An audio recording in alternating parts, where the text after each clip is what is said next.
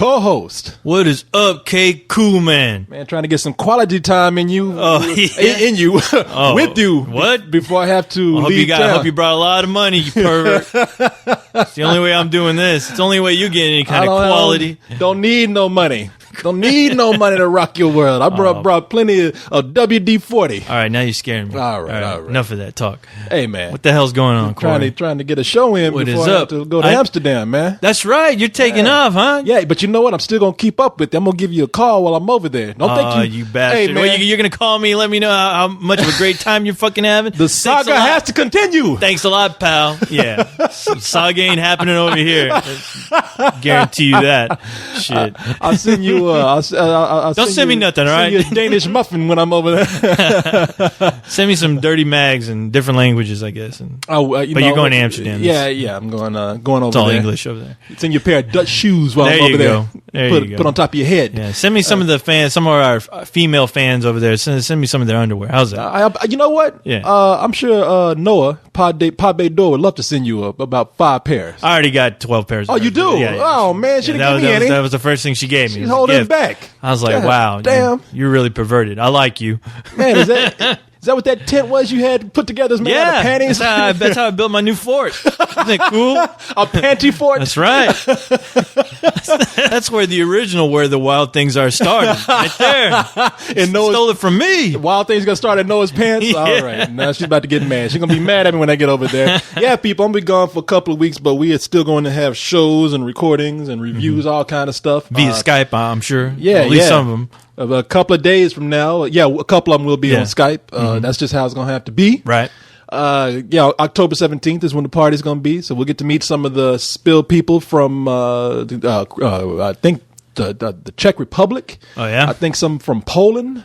Yeah? Dumb Polacks. Euroslavia? Yeah, all that stuff. I think Borat's going to be there. Oh, yeah? Yeah. I mean, it's going to be all right, man. A few people from London going to show up. Yeah. So it's going to be kind of cool. Tell all those kids I said hello, you sons of bitches. I hope you have fun. Get drunk.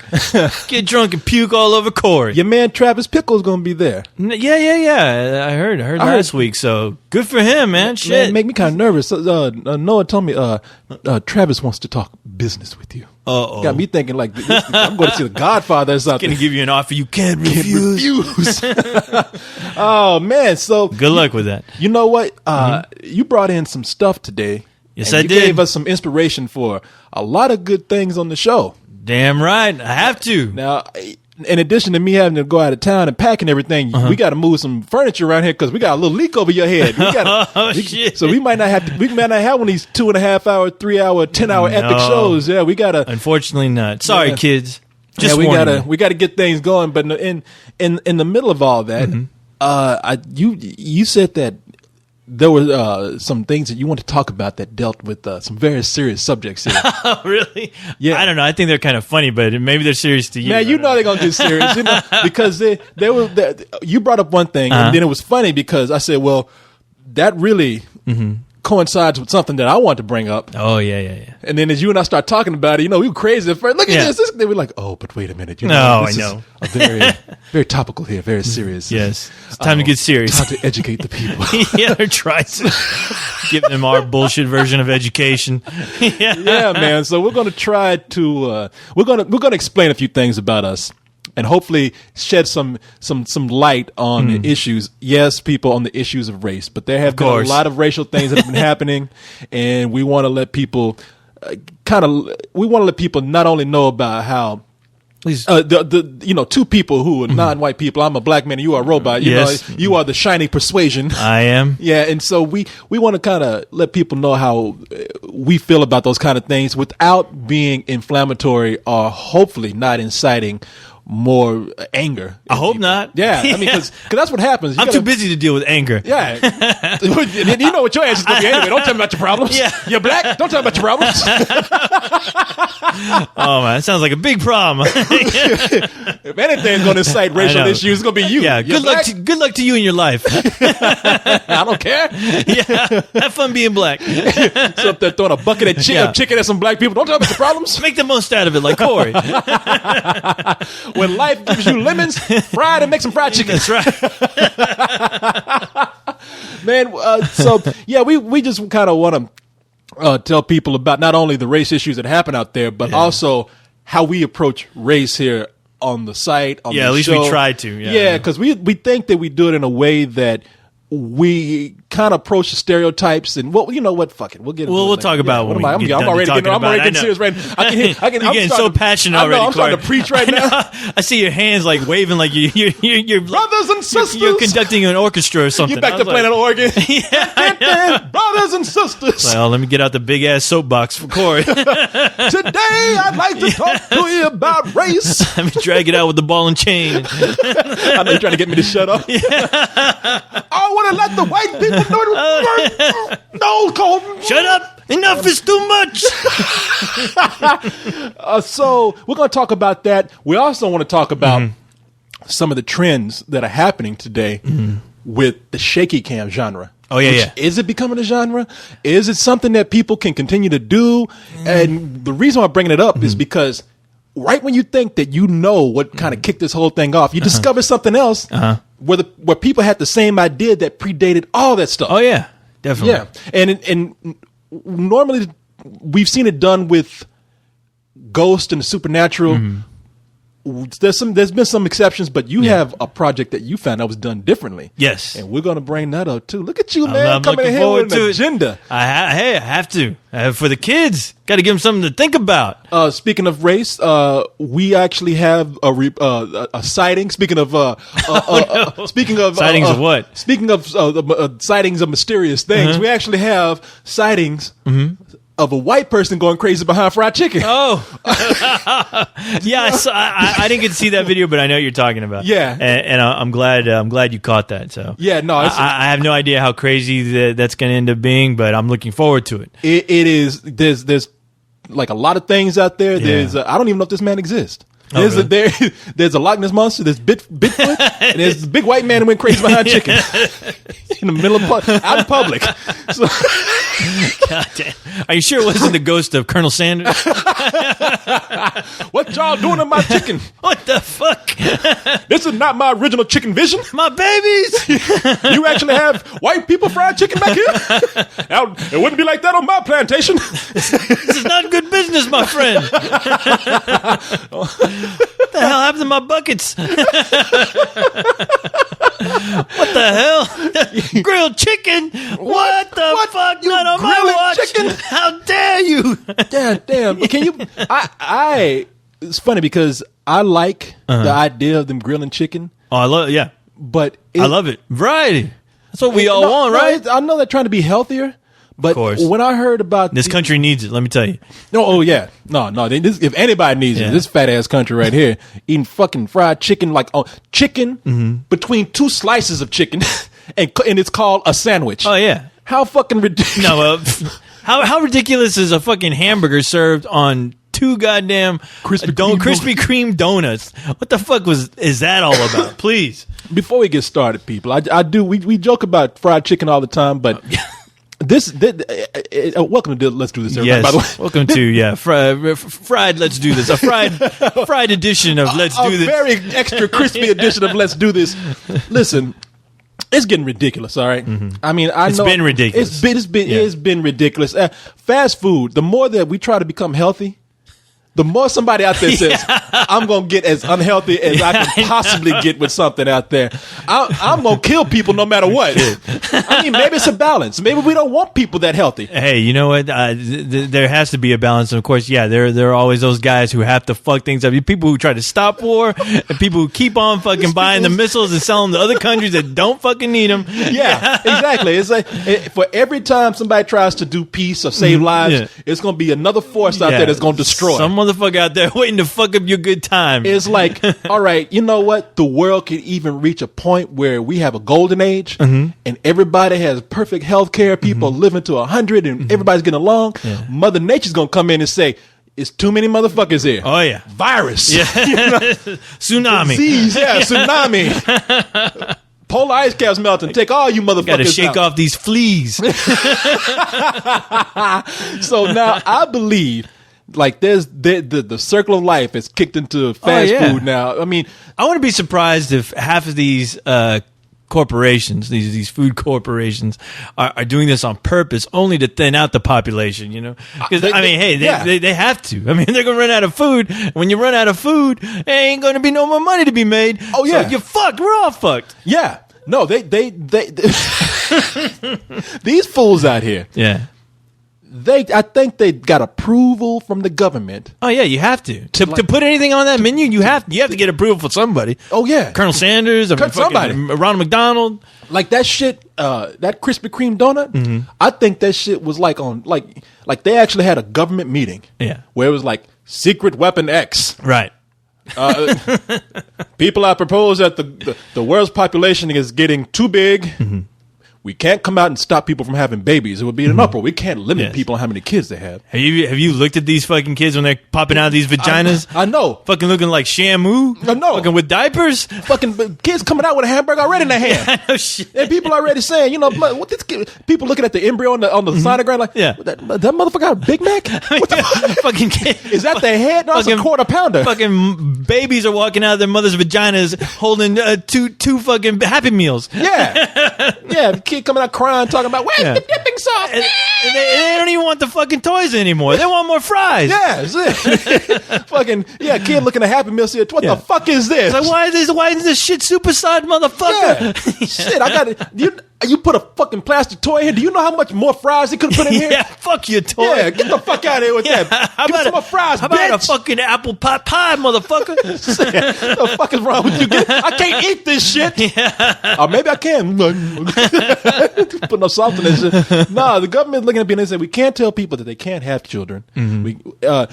We have to introduce a secret weapon that would actually make people unhealthy, kill them. Yeah, but it has to be delicious. And that'd be called the extra value. Yeah, the extra value called supersize. No, they open up the screen, comes down, and it's like, gentlemen, I present to you a hamburger, but not with regular buns. Mm-hmm. 2 Krispy Kreme donuts, not cut in half, but 2 whole Krispy Kreme donuts. Right. Beef, bacon, more beef. More cheese, bacon. Smothered in onions. What about the lettuce? Smothered in ham. Fuck the lettuce. Fuck the lettuce. So they just pull out a gun, shoot that guy. Sir, what about vegetables? Yeah. Anybody else? Anybody else have a question about fucking vegetables? Yeah. Anybody want some apples? Anybody want some fruit? You're going to be sleeping with the vegetables after this meeting if you keep asking stupid questions. Now, where was I? Yes. Well, sir, how we present this to the public? It'll shock people. No, we present it in a cartoon show. Exactly. The Boondocks. We make it funny at first, and then someone is going to be crazy enough to try it. Yeah. The blame will not be on us. Oh, it will be on that guy. It's going to be plenty of mouths of watering that night. 7:00. Set your watches. Because that's what they did on the Boondocks. They had an episode. Right. Now, if you don't remember the Boondocks, or if you don't know what that is, a show that, well, it was a comic strip at first, and it was very controversial because, speaking of race, it tackled race issues just boldly. Right. I'm amazed that that comic strip got picked up in some papers that it did. Some people even dropped it. Yeah.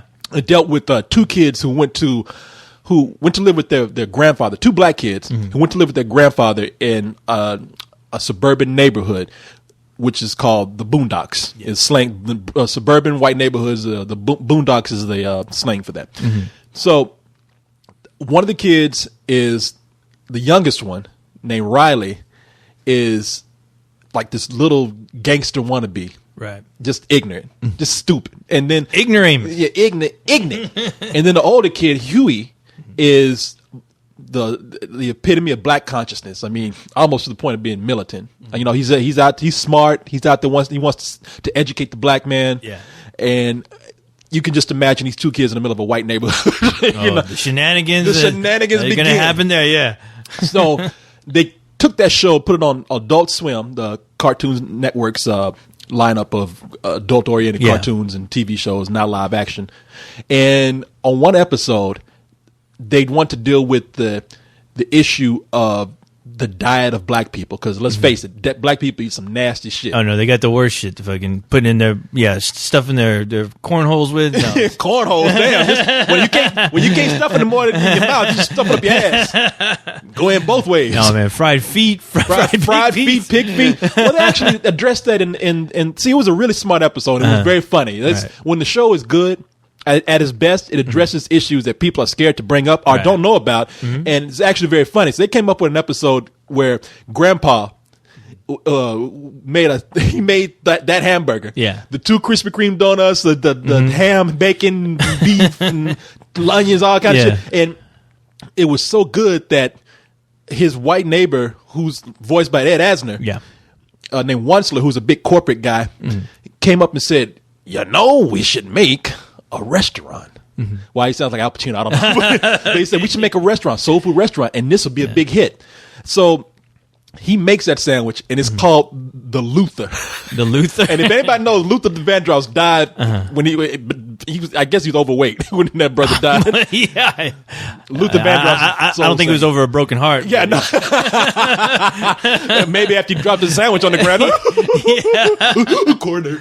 But so the whole episode dealt with, you can't serve this to a neighborhood of people, because I almost turned people into crackheads. It's like they addressed how fast food is addictive. Oh yeah, fast food is made too convenient. Fast food should be treated almost like a drug, and then they explain why black people eat the kind of shit that they do, which goes back to slave days, where black people were given like when white people took all the good food, like they just threw the rest of it to black people. Like they take all the nice bacon and the ham from the pig and just give people like the fucking what do you call it? The God damn it! What? Wait! You get all the leftovers. You got all the leftovers. The chum. You get the chum. Like they're feeding food. Yeah, you get the. We got crow's feet. So if you look at history, what they say is that black people were given the head, the feet. The tongue, in the intestines, in the tongue, everything in the intestines, in the ass. And so that means that what do you get from that? You get head cheese, you get pig tongue, you get pig's feet. Pig's feet, yeah. You get a rump roast, and then you get chitlins. And chitlins, I still don't know what the fuck chitlins are. Chitlins is pig intestines. Okay, and we eat that every New Year's at my house. With black eyed peas. We eat chitlins, black eyed peas, and when you and there was a time I hated chitlins, but when you're raised on it, man, you eventually your genetics will kick in at some point. And the reason why black people love hot sauce is because we have to drown chitlins to eat it. You have to kill the taste. But somebody actually went and made that fucking hamburger, man. Oh yeah, I'm sure. And now I'm not going to even make it a race issue like it's a black thing. There'll be plenty of people, no matter what you are, who would love to eat that shit. Oh yeah, well I think there's also like a group of like food daredevils who love eating that shit. You know, they'll go and they'll videotape and they'll put it on YouTube and they're like, I actually bought it and I bought 3 of them. Now watch me eat all of them. You know, and they did. Guys were doing that with those. I think it was like the Man versus Food. No, well, I'm talking about the people who'd go and record this shit. A bunch of guys did that on YouTube with the Burger King double stacker. Yeah, where you can stack it as high as you want. And some guys like went out of their way and really did it. And I don't know what the point or how cool they were trying to be with that. But yeah, you see these motherfuckers make these ridiculous fucking sandwiches, these skyscrapers, and attempt to eat that shit. How do you even fit that in your mouth? The fuck if I know? I don't know. You asking me like I should know? You'll be sucking a lot of dicks, I guess. A lot of hot dog. Open up and say, motherfucker.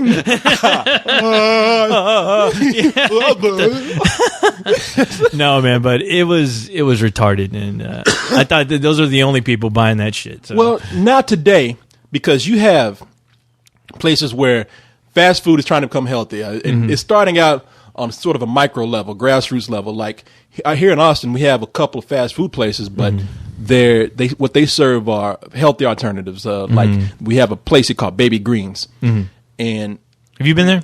Yeah, I eat there a lot. Yeah. And so you go there, and a lot of the stuff is served fresh. It's hard. Right. I don't think they have any beef on the menu. There's some chicken. Yeah, it's probably that free Roman chicken shit, and a lot of tofu. Probably it's a lot of tofu, a lot of lettuce, a lot of vegetables, and a lot of the shit nobody wants. A lot of the shit nobody wants, but people should be eating. I'm not going to come down on some little self-righteous rant here. It's like, but it's become an attack on like people's manhood. It's become an attack on people's sensitivities. It's like Burger King actually had a campaign for a while where they were talking about fuck this girl food. I mean, the commercial they were singing is like, I don't want lettuce and broccoli. I want man food. Right. And it was pretty much, the commercial should have been like, I don't want this bitch food. Eat a hamburger, faggot.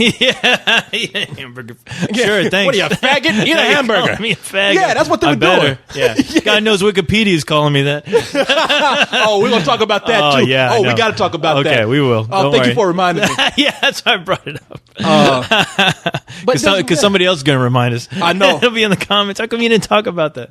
I just want to read through how the Wikipedia entry went. But people get off of this. Look, there's nothing today to counter like the healthy places that people are opening, like all these little places that are open up with microbiotic diets and shit like that. People have just said, fuck it, I'm going to counterattack. Yeah. We're going to make a hamburger. And this is real now. People are substituting buns with meat. Yeah. People are making sandwiches with meat. And all you can think about is like, wow, how come nobody did that like 20 years ago? We were still eating bad, but I know. Nobody just thought, hey, you know what? Fuck it. Let's just make a big ass fucking burger with nothing but burger. They can even like shape the burger into like lettuce and tomatoes and have fun with that shit. Have like little pickle shaped fucking things of meat. That's just gonna like be cookie like, cutter. Like use hamburger beef. Get like a cookie cutter of like lettuce, tomatoes, onions, and just make all that shit with beef. Wow.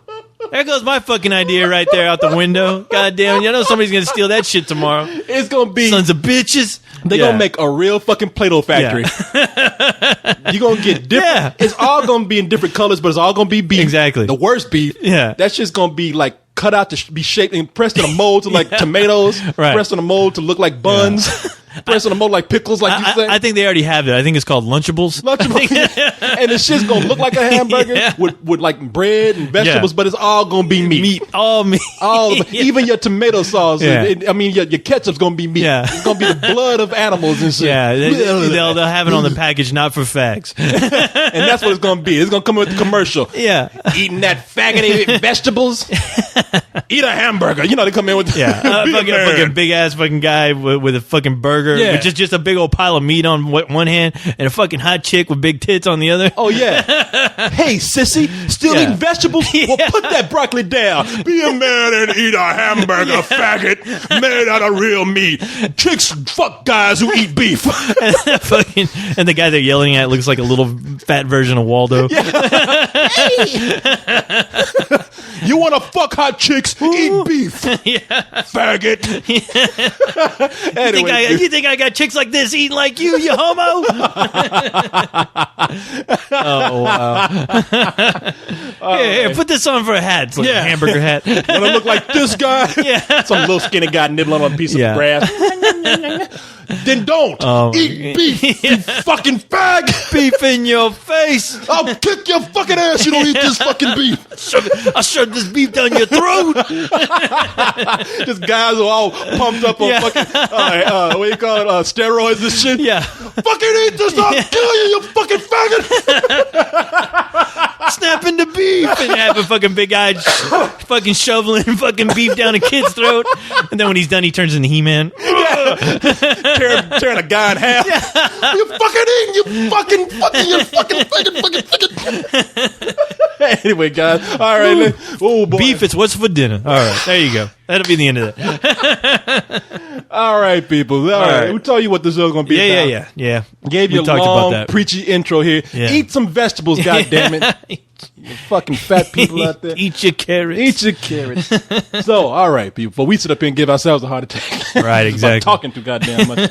We're going to move on with the show. Yes, time for the show. Yeah, time to get on with the real nitty gritty. People, buckle your seatbelts. That's right. You're about to go on a journey with some professional bullshitters. That's right. Might not be a longer journey as it usually is on any other day, but today we're going to move so fast that you better hang on. That's right. Duct tape your head to the chair and get ready. Bullshit is going to be hitting you all in the face. We move so fast. Full throttle action excitement. All right, people. In addition to what we talked about earlier that's going to be on the show, we're also going to get to your emails and talk about you some. So, with that said, co-host, I'm ready, man. I'm fucking ready. You ready? I know you're ready. I'm ready. If you're ready, ready, man. Hey, was Goatsy fucking ready over here? No, look at he's over there eating the hamburger, man. Look at what we just tell you, man. Messing around with his electric twanger.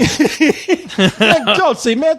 Come on, man. What happened to you eating your own milk, man? You sit up here eating this greasy ass. See, look at him. Got like 4 slices of meat with a little bit of cabrito in between. He has a glass of milk with a goddamn with a donut wedged on the top of the glass like it's a piece of lemon with goat meat in the middle of it. Man, goddamn, you not only are you crazy, but you're a cannibal, man. Put that shit down. Go eat some vegetables, but before you do that, get ready. Goatsy, are you ready? Right. Get ready to eat your vegetables, Goatsy. Come on. All right. Goatsy's ready. He got a carrot now. No, he's ready. I'm ready. Don't put that in your ass.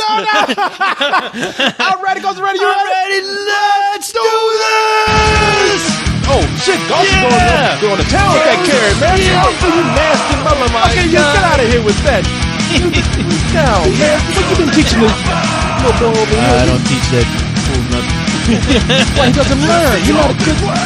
I can't even teach him not to shit on the fucking carpet when he's walking in here, man. This ain't no parade. What are you doing? A good role model, co-host. Come on, teach him a good diet. He ain't looking at me. Teach him not to stick vegetables up his ass. I mean, come on, I'll have to have him talk to Cyrus about that. Where do you think he learned it from? Vegetable erotica, I guess. Cyrus gets so hungry. He thought he used to eat a hamburger with his mouth and trying to eat vegetables with his ass, sticking the carrots up his ass and everything. Damn, boy. A piece of lettuce as a hat. I don't get that. I hope Cyrus never listens to these. He just messes with that guy so bad. Nah. Oh, man. I love fucking with that kid. I know. Anyway. I know. Why is it so funny? He's the sweetest guy in the world, and we mess with him like a homo. Eat a hamburger packet.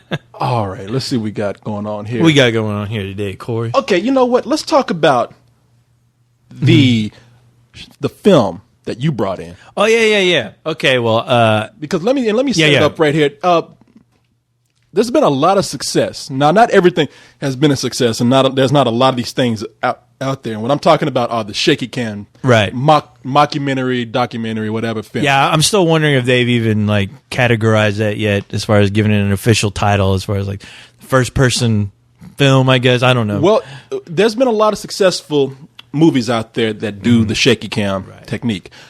Probably the most small budget success story is the Blair Witch, yeah, which was a huge success, yes. And then we moved on to. Was there anything in between that? I know. Then we had a big budget success with Cloverfield. Right. Cloverfield, popped up. Overseas, we had Wreck. Wreck was right after that, and I'm sure Wreck 2 is going to go nuts over that one. I really like Wreck 2, man. People don't. The people have been getting on my case about Wreck 2. Really? I like Wreck 2. I love the movie. These are people who've seen the movie? They've been jumping on you about it? No. They haven't even seen the movie. Really? Then they don't count. Yeah. But so there was Wreck 2. Right. So it's been done in a lot of ways. I named the Supernatural, but we've had it done. Well, we've had it done with a lot of things.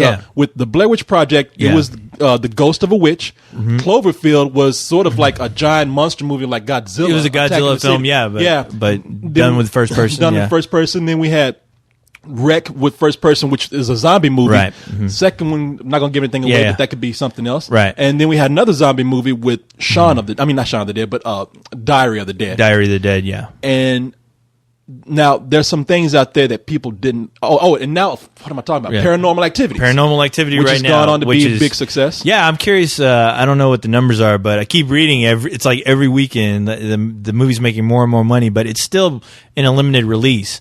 It got a wider release. The movie is officially a success story now. It was number 4 in the box office last week. Okay. And it brought in, I believe, $7 million. Oh, wow. So maybe it's between 7 and 4. Yeah. Well, I mean, I know it's just been getting like humongous word of mouth, only because I think, people are talking about this film. And I think it more has to do with just how hard it is to see this film. I think a lot of people are really like gearing up to, just anxious to see it because they hear stories about people who've seen it, who've enjoyed the fuck out of it. And the other fact is that, it's hard to get into. So they feel like anything like that, it becomes an event. It becomes an event film. And you're like, okay, I need to get tickets at some point because we have to see what the fuck everyone's talking about. And as of right now, and why it is, why it is so huge right now. The movie has brought in $10 million. Wow. $10.4 million. And so a lot of these movies, what they share in common is to Americans, whether they be foreign films or big budget films or small budget films like this, they can get by very cheaply, even with a big budget movie like Cloverfield. Pretty low budget compared to Hollywood standards, but we're talking about movies. Most of them, Blair Witch, Paranormal Activities, those cost like about roughly $10,000. I think Blair Witch was like 15,000. Was it? Okay. 25,000. So it was a little bit higher. It's probably 20 to 30,000.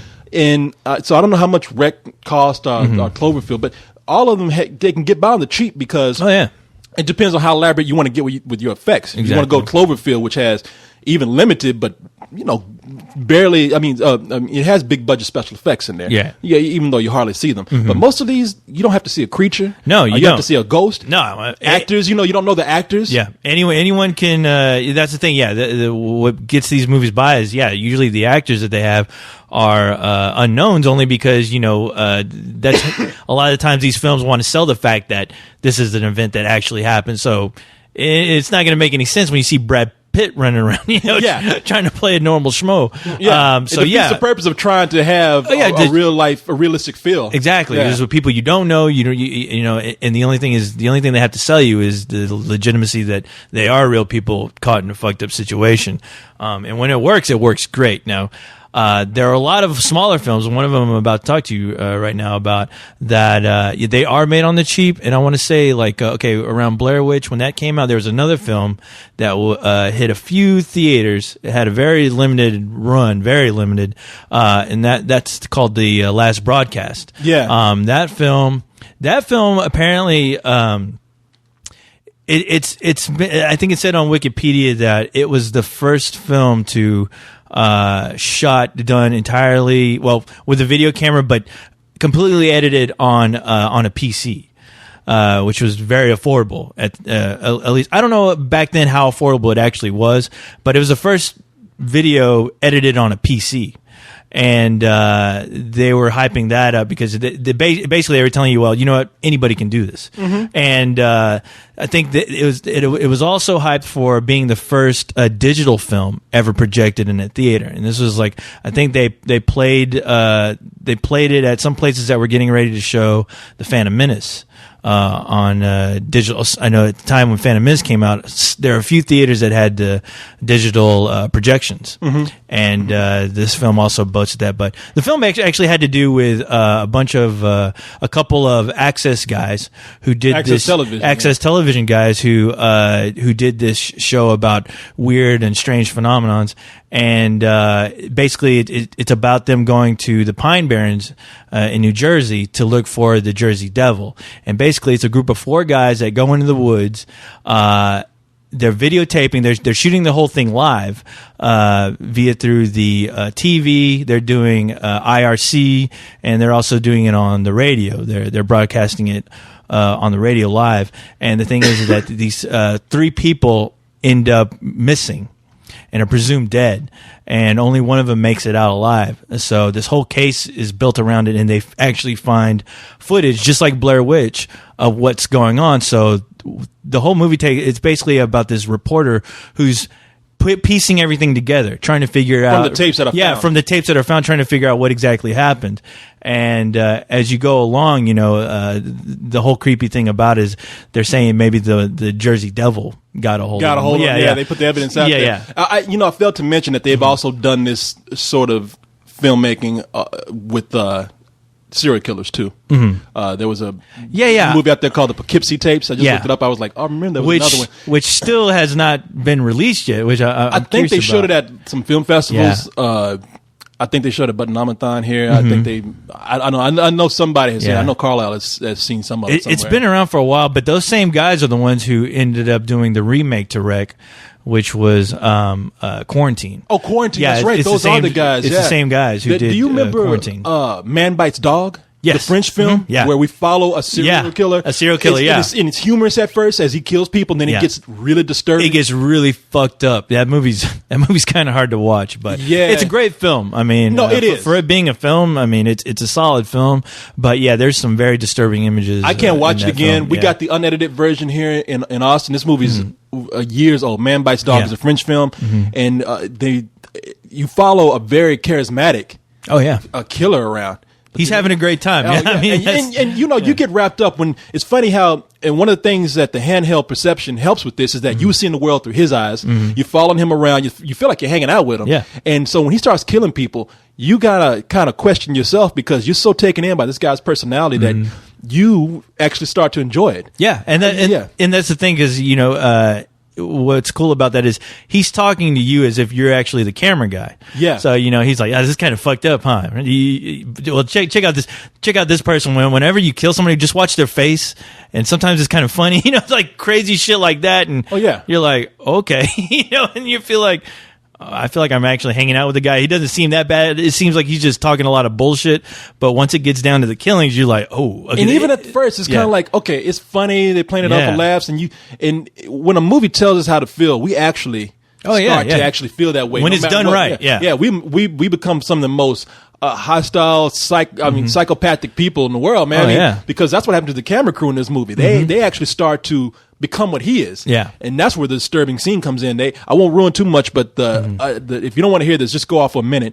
But the scene that they cut out for other cities, the edited version, the camera crew and the killer go in, they get drunk, and they all go into a couple's house. And the couple is like in there having sex. You know, mind their own business, having sex. And the crew starts to rape the girl, right? While they make the boyfriend or the husband sit around and smile and laugh while all this is happening, and then end up killing them. And when they show what happened to them, it's like that's when I checked out, man. I was like, this is fucked up. It's fucked up, because I think like during that scene, you see the serial killer. He's raping the girl, and then he kind of gets the guy who's directing the video that's shooting the documentary. He gets him in there and he gets him involved. Yeah, and that guy, and they're fucked up. Yeah, it's kind of crazy to watch, but no, that was very disturbing, but. I mean, that's kind of the thing about that film that it can completely catch you off guard when you're first watching it, and when it comes time to show you how brutal this person is, then it really hits you. You're like, oh fuck, this guy he's seriously fucked up and deranged, and he's crazy, and there's scenes where he almost turns on the camera crew at some points. That's why I'm glad you're like, him. Fuck, yeah. And that's the power of these kind of documentary films. I know everybody says the shaky cam thing is this a fad? Is this something that's going to go? But it's something that could manipulate you. And sometimes, like a documentary, I'm waiting for the day that is not anything that has to do with fantasy or supernatural. Like I'm waiting for somebody to make that fake documentary that actually breaks your heart, because it makes you feel like you were actually there. So I can't wait for somebody to make a romantic comedy. No, well, they've done some similar things like this where you follow people around. I mean, I think they've even done comedies. Windy City Heat is directed by Bobcat Goldthwait, and it follows this guy around who's just a fuck up, and it's funny. I mean, because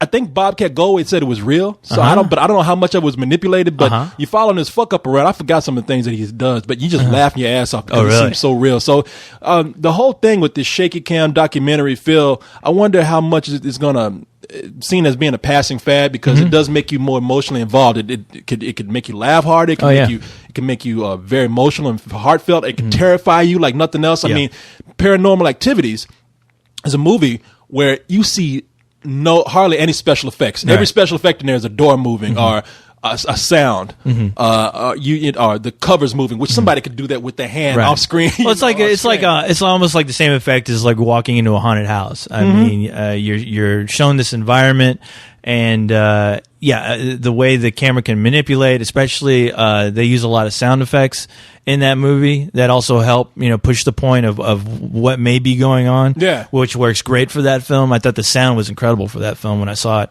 And just think, if you see a hand come in and grab the covers, it's going to be like, oh shit, it's a dismembered hand.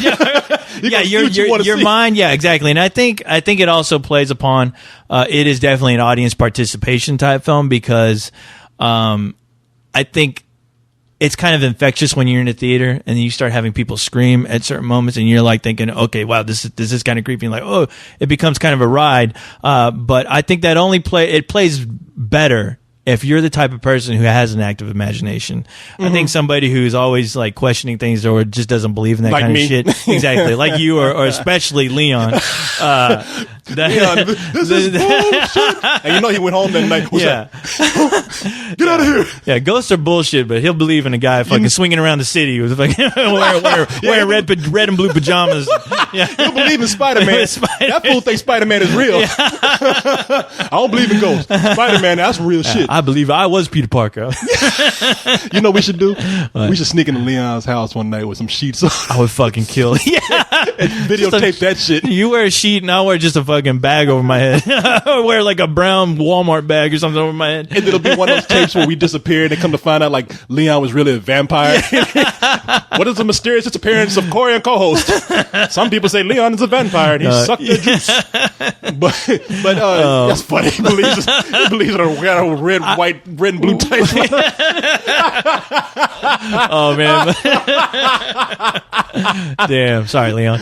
But yeah, man, I mean these films really, if you have an active imagination, I mean these movies are a real treat for you because, like I said, to this day, Blair Witch scared the holy fuck out of me.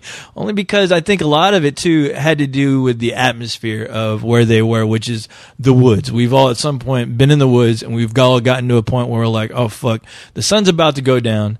I don't know where the fuck I am.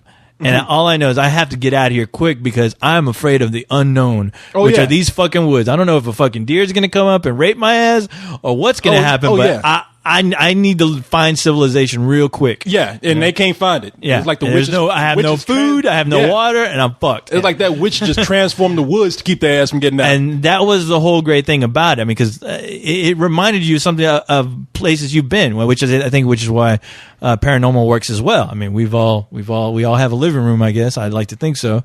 And yeah, we've all heard weird, strange noises, and we, just looking at the door move in a weird way or go, wait, did I shut that door? Oh, yeah. Fuck. What's that noise? What's that noise? Yeah, creaky, like pipes. I mean, the thing with Blair Witch, after I saw that movie, I went back. I came back here and I started hearing fucking pipes, and I knew it was pipes moving around because we got some creaky ass pipes around here, but it still scared the living fuck out of me. That was me fucking with you. That wasn't creaky pipes. That was me in the back. I thought that was you. I thought you were about to say that was me fucking the fucking the vacuum cleaner. Fucking the toaster again. Yeah.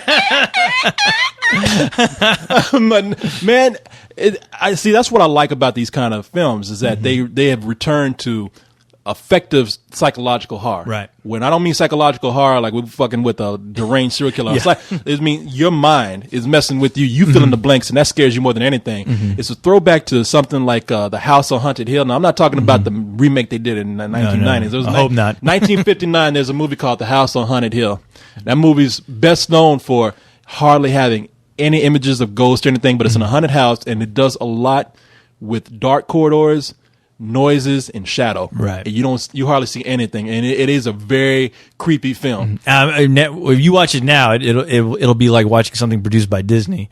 Today, because it almost sounds like that Disney Halloween at night. What was it?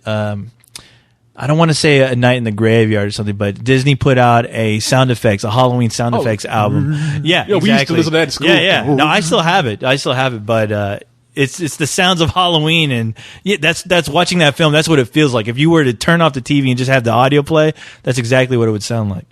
I had to answer the phone. Sorry, people. I thought that was an important call. We had to stop. But while we stopped, we found some other things here that, like you brought up, Incident at Loch Ness. Yeah, Incident at Loch Ness, which I found it dirt cheap, and I watched it, and it's not that great, but I like the idea of it, and it actually had a legitimate director playing Zach Penn. Yeah. No. Yeah. Playing Werner Herzog. Playing himself, trying to document this whole trip. But does that count though? I think it will because do they end up running from the Loch Ness monster and then finding the tapes later? Well, there's a scene where somebody goes overboard with the camera. Oh shit! Yeah, so it's the person shooting the documentary. So yeah, I mean, accidentally falls overboard. Yeah, and there's scenes where it's shot first person, but they'll go into interviews. Like they'll have a camera stationary, and they'll have people like getting interviewed about what they think about Loch Ness, and if they think they're going to find anything.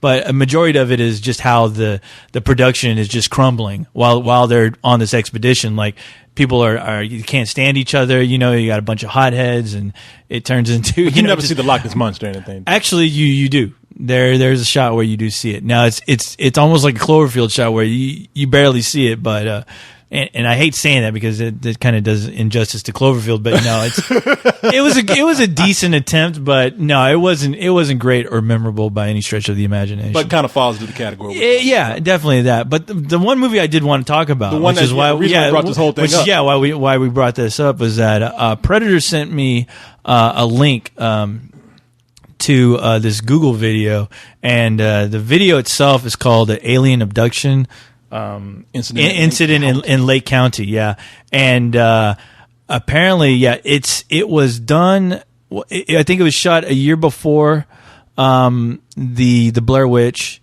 and apparently this is something that it played on UPN in 1998, and it's basically about a family, the McPhersons, who get abducted by aliens. So this is a different approach. Instead of supernatural or monsters, it's aliens. Yeah, and the whole video takes place. So it's during Thanksgiving, and two brothers they notice some weird lights, and they go out to investigate what's going on. Basically, the power goes out. They go out to investigate. They see a transformer explode, and they go check out to see what's going on, and they find this alien ship with these aliens. And as soon as they find these aliens, you see the aliens messing around with a cow. They're doing something to a cow, and as soon as they see this, the aliens look up at them, and they're spotted. And this whole thing is being shot on video by the younger brother. So the whole thing takes place with the brothers shooting this whole thing. They go out, he goes outside of the camera, they find the aliens look at him, and then they run back in the house and start telling everybody, we have to get the fuck out of here. There's an alien ship outside not too far in this pasture, and we need to leave now. And everyone just starts to go nuts. And it's almost like those aliens are like, that motherfucker got us on camera. Yeah. Get that motherfucker. Get that fucker and his camera. Goddamn VHS recording bastard. You got like those bouncers who take your camera when you're not supposed to take pictures of the person they're protecting. Yeah. Come here, motherfucker. It's pretty funny because you see these aliens like with this red flashlight fucking with this. Well, supposedly he's a cow. You can't see it. The video quality that I got was pretty bad. It wasn't the greatest video quality. But yeah, you see these aliens like pointing this flashlight, and it shoots a red beam at the supposed cow. And then the brother's like, let me see what's going on. What's going on? So it's the spaceship. And all of a sudden the aliens look up. They both look up, and the brother's like, fuck, and they take off. But it's hilarious because you actually do see the aliens, and they kind of look silly. But but other than that, though, the video itself is actually there are moments where it's pretty creepy because when the brothers are inside trying to warn the family there's something going on, nobody believes them. They think they're just fucking around. But then strange things start happening around the house. They start hearing this weird noise, and it starts affecting their heads, and they're hearing these painful shrieks, and it's affecting them all. And then it'll stop, and then they'll start hearing bumps and noises upstairs. So the family's like, who's up there? What's going on? What the fuck is going on? Who's upstairs? So they run upstairs, and all this weird shit, like from there on, it's like the aliens are fucking with them in this house throughout the whole movie. But it's all shot from one camera. So you start seeing weird things go on in this house, and it starts to creep you out. You know, there's one effective scene in the movie where you see this kid run up to his stairs. He runs up with his brother because they're thinking someone's up there. This kid runs into his room for some reason to put on these camouflage pants on for some reason. I don't know if he thinks he's going to turn into Rambo. Yeah, it's put on a red headband. Fucking these pants are made out of courage or something. But he rushingly puts on these pants. He grabs the camera, and as soon as he grabs the camera, he moves the camera to the corner of the room. You see something really fucked up, and the camera stops. And it's very effective. It's very creepy. I don't want to spoil it because you can see it on Google videos, and I'm sure YouTube has it too. But it's shot in the same vein as Wreck or Paranormal Activity, and it's despite the bad acting, because there's some pretty bad performances. The overall effect of it's still creepy because it takes place in your house, with your family there. Yeah, and the little bit of time between us starting recording, you telling me about this, I went and looked up a little bit of it, and you were telling me before we started that it was actually called the McPhersons at first. Yeah, and the version that we have here on Google Video which is terribly acted. Like it's already taking me out. There's a woman who comes in. She's like, "Oh my God, there's something over here," and it's like, "Oh shit." There's a lot of motivation from the family that you'd be questioning. You know, but anyway, But I know it was called the McPhersons, and then. It was called UPN took it and then they added some stuff to it, and that kind of ruined it. Yeah, well, the thing is, the story of how it all came about is pretty interesting because this guy who shot it, his name is Dean Alito or Aliato. He shot this on the cheap.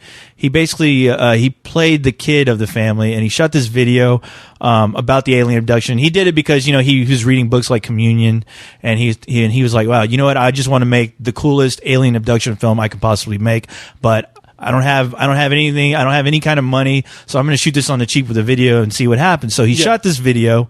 It has almost the same beats as Alien Abduction. But for some reason, he there was no credits or anything, and I don't know if he put it out on the internet or what, but apparently this tape that he made was starting to make the rounds all over the place. Yeah, it had no credits. It had no people credits. Thought it was real. People who were like into alien videos found these tapes, and they started talking about them on the internet like it was an actual incident, like it was videos somebody just found. And they're thinking it actually happened.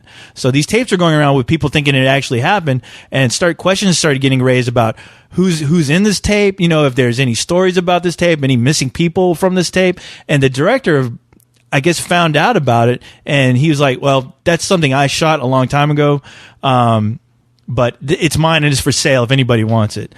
So apparently, UPN at the time heard about this tape, liked it, and I think they commissioned him to do like an Unsolved Mysteries or a show like that, and they talked to him more about this tape that he did, and they're like, well, how about if we give you a budget and you make a TV movie out of it? So he was like, all right. So he basically made it. UPN was about to air his original cut, which was about 2 hours, and apparently, and it was also produced by Dick Clark. It was produced by his company, and apparently studio heads got switched at UPN. So when the original guys who gave him the okay left, the new guys heard about this, watched what he had done, laughed at it when they did a preview screening. Apparently they were throwing shit at the screen. It was a bunch of chimps. Yeah, exactly. The studio heads were a bunch of chimps, and that makes a lot of sense when you start to think about the programming UPN was doing when they started. But fuck this, put on the Wayans brothers. So they didn't like it. So what they did was they recut it, where they actually shot some extra scenes without his approval, of people getting interviewed, like the sheriff of the town, directors who were looking at the tape, trying to figure out if it was a fake or if it was authentic. So it got fucked up a bit, and it actually went in and it got aired. It got aired, and it apparently it had like the biggest ratings UPN has ever had when they aired it. So it sounds like they probably could have made a more effective movie or show if they had left the commentary or out. People coming in with the commentary and flashbacks and whatnot. Because they throw it in there at random points, and it's a bit jarring because when something creepy is about to happen, they'll actually pause it and then they'll go to an interview. See, that's why these things work, because you feel like you're there. Exactly. If you interrupt that with scenes of, if you get taken out of that and you're given a break.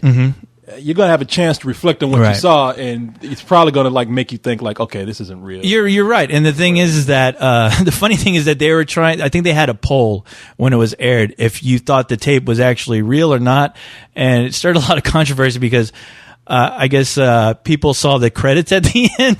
They actually had credits at the end of this video, and it actually had the name of like, Joe McPherson played by, and it was somebody completely different. It was an actor, and I guess people were pissed off because like, you're trying to promote this as an actual real. event, but then you show at the end the credits, and this is bullshit. At the end, it's like, I like to thank God, and if aliens really exist, I thank them too. Exactly. You know what I like to see? I like to see the alien side of that tape. Yeah, where the aliens are kind of like, hey man, we watch this. We're gonna fuck with these country people. Like, look, how behind this door is. Look at that. It's like the Bill and Ted version of aliens fucking with people. Hey, fuck it, man. So they caught us. Somebody's gonna believe them. Hey, let's fuck with them a little bit, all right? Fuck this guy. Let's put a fucking bag of shit and set it on fire. Eat more. Alien shit. And then fucking the old man stomps on the alien shit and fucking starts to attack his leg. And it's like fucking blob. Oh no! And it's funny because we think they're abducted, but the aliens are probably like, "Hey man, fuck it, come on, these dudes would be fun to party with. Let's put them on the ship and let's go." They're out there drinking. The family, the McPhersons, are drinking alien beer and partying with these aliens. You guys are all right, man. Yeah, we just fucking with you. Sorry. And then all of a sudden it's like, all right, anal probing time, and the whole family just what? Huh? You like it? It's fun. Oh my god. But anyway, you should check out. People should actually check out the film. Well, I'll play a little clip. Play a clip now. if you want. Yeah. All right, I just kind of randomly picked the spot here. I had that one clip where that woman was like, "Oh my god!" But I can't find that. But here's a part where they cut to the commentary of somebody before they cut back into the actual documentary action of the film. Mm-hmm. I think. Julian Bond, musician. You fast forward to the credits. I still find it hard to talk about, but when I saw the tape, it brought it all back to me. See, this takes me out of it already. They got a dude up here wearing a leopard skin coat. They're talking about he's a musician, so they're trying to really make him look like Sid Vicious or some shit. It's funny, they got. Hey, let's get a foreigner in here. He'll get some credit. Some credit. They got the most stereotypical British musician looking guy. The lights, the smells, the hair raising on the back of my neck when I was too pissed scared to talk. And you can tell he's acting already. See? The heavy breathing. Yeah. Sigh, I'm so scared. There's even a point where he tells... Oh, go ahead. You don't know what it's like when one of those big-headed wankers takes you out of your life and puts you under their life. Bloody terrifying.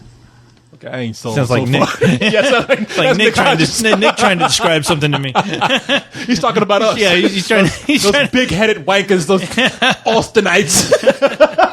Those wankers. Gets a hold of you. Sort of family. It was like going through the whole thing again. He's talking about the spill party. About it. That's Nick talking about the last spill party. The hairs rising on the back of my neck. Those big-headed wankers. You know what I mean? Fuck no, I don't know what you mean. I've never been abducted by an alien, you dumbass. I got one. You what? I got one. Get a rope. Come on. Go. Oh my god. Hey, tell me what's going on. We have any ropes? Hey man, we have any rope? What? Rope? Yeah, sure. We got some twine in the drawer. Wine. Okay. What's going on? Over here. What's going on? Let's go. One of Mom's room. Let's go. What? Hey, shut the door on him. Got a rope? No, he's see, it's kind of. Come on. Now, see, this is kind of creepy because they apparently Damn, you and I've been both using that word. Apparently, a lot. The mystery of why we say apparently so much.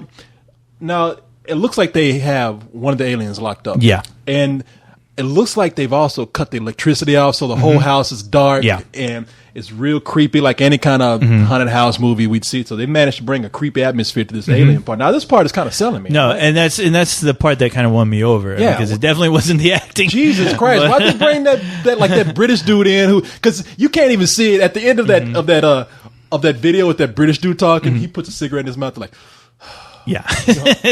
I'm serious. Oh, hold on. Tommy, come in.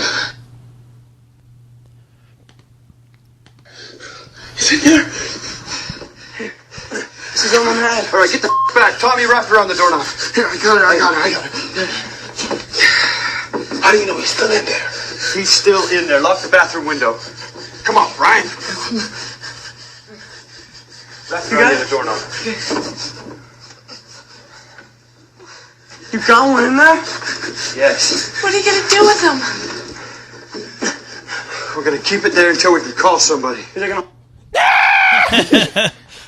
Call who? Ghostbusters? You ain't call nobody with that shit. Hey, I got an alien locked up in my room here. Oh yeah, well, I hope you have fun with him. They call up. We got an alien locked in the room. You damn kids and your jokes. Yeah, sick of these fucking pranks. You know how the sheriff is in those kind of movies all the time. Like in Goonies. Yeah, Like you fucking kids and your pranks. Is this a time when you had Michael Jackson come over to your house and use the bathroom? He's like, no, sure that was a lie, but his sister did. Latoya's here. She's an alien too. So she is an alien. I liked it when she was a naked alien in Playboy.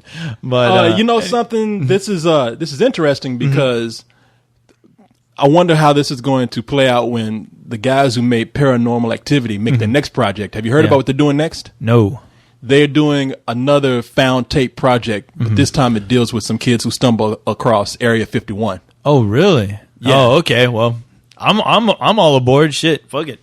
Yeah, so we'll see how that works out. I wonder if there's going to be this big controversy now where you have with this. Yeah, with this. And Oh, they're like, hey, you know, these guys, fuck, man, they stole our idea. Come on. Well, they already were talking about on one of the websites I read that a lot of people thought that Signs, the movie Signs, the M. Night Shyamalan film, saw this film and made their movie, because there's a lot of similarities between the two. Oh no, there is, because it's the same thing. Oh yeah, they're locked in a house. Locked in a house. Yeah, yeah. And there's aliens outside. Yeah, there's a little girl involved. There's a single parents or whatever. Yeah, I mean, it's it's a lot of coincidence, but you know, it's two different things. And I even think the director was like, yeah, but you know, hey, what are you gonna do? What am I gonna do? Yeah. Whatever. But no, you should check it out. I think it's a shame it's not on DVD because I would actually like to see a really nice copy of it. Yeah. But I'm sure somewhere at some point down the road there will be one because I know it has a huge cult following. At least in Europe, I was reading that there's a pretty big fan base for it in Europe because they played it they played it. They played over there in Europe, and it got a bigger response than it did here in the States. So, really? Okay. Yeah. Mm-hmm. So they got that British dude. Yeah. Wankers. I guess so. But yeah, I mean, hey, I'm all for them making more films like that because you know when they do work, you know they're a lot of fun to watch. So if it becomes its own genre at some point, that'll be great as long as they're done well. I mean, and plus with the success of Paranormal Activity, I mean that's pretty much a given right now. Oh well, I'll try and take that out, man. So let's switch gears here real quick to something that we talked about. Was it last week or maybe it was a couple of weeks ago? About what? About our Wikipedia page? Wikipedia page. God damn it. Yeah. Yeah, no, that was last week. Yeah, last week when I was trying to help people put our Wikipedia page up. Yeah. I remember that. Let's see. Okay. People have been adding to this. It's gotten bigger. It's got a lot of notes. Has a few external links to it. That's great. And at the top, and I'm just used to this now. Yeah. It still says this article is being considered for deletion in accordance with Wikipedia's deletion policy, which means they don't think they think we're doing this shit. Right. Or maybe they don't. Yeah. I don't know what the deletion policy is. I still don't know what the policy is or how that works. If somebody knows, hey, send us a comment, please. But, I mean, fuck, man. I tried looking it up and I can't find nothing. So. I see all these Wikipedia pages about people who have nothing. Right. I mean, that could be, they're like a paragraph. Yeah. Even this thing, alien abduction and Toluca Lake or whatever that shit is, it's just it's one paragraph. It's one paragraph. It's one paragraph. This has a fucking story to it, has links, has all kind of notes. There's some legitimacy to it. There's some legitimacy to it. Yeah. I don't know how the fuck this is considered some sort of spam or promotion. Yeah. We didn't write it. No, not at all. And I don't get it. Like I said, I don't get it. I don't understand how it works. I don't care how it works, especially after I read all kind of facts and shit. Now, there's some stuff that they have wrong here that they haven't talked about yet because they pulled these things from articles. So it's true, but you should talk to the guy because we know the guy who's doing the page, who's working on the page. He sent me a comment actually. Yeah, he sent me one too. I should talk to him because I tried to help him out. Yeah, so you should help him with the facts. Yeah, because he took something from an old article where we were still with the company Miva. We're with Hollywood.com now. So that's one of the things that's incorrect on there, and that should be changed. Hopefully he's listening. But I ain't touching it. You know, 'cause the moment I go in there, and touch, it's going to be like, "Fuck you." Delete. But you've been deleted. Yeah, check it out, people. It's very nice, and whoever did it, I appreciate it. I wish I could remember the guy's name right now because I really want to give credit where credit's due. It was actually a couple of people. I think there's been maybe even 3 attempts from different people. So thank you to all who have tried that. Send me your names. We'll give you a proper thank you on the next show. And the guy who wrote or whoever it was that wrote that I'm an all out I'm the only openly gay homosexual on the site. Let you to address that. Send me something too. I'll give you a big thank you. Who wrote this shit? I appreciate it. Fuck if I know, dude. Is it still on there? No, you're on the page right now. Do you see it? Okay, let me see. It's the characters here. Yeah, it'll start talking about the characters. Well, we don't. Okay, do we have?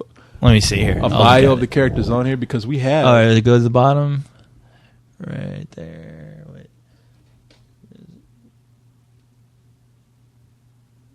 Oh, no, that talks about the spill party. It's up there somewhere, but I don't think it's there. Okay, because they took all the stuff off that talk about us. Oh, right there. Yeah. It used to be right there. Okay, well, I guess they took those descriptions off. But no, I don't know. So I checked out my page like at fucking midnight, and people don't know. They said that they talked about our Wikipedia page, and then there was I didn't see it, but there was a comment on there from someone. I don't know who that said co-host is the openly gay member. Yeah, is the only openly gay member right now on the site. And I saw your response. It was like, I don't suck. I suck titties. That's what I suck. Hey, man, nobody else is looking to help me out with that. So I didn't see it, man. I would have helped you. I didn't see it. I thought your response was appropriate. That's how I found out about it from your response. I know. I had a friend who hardly ever visits the site.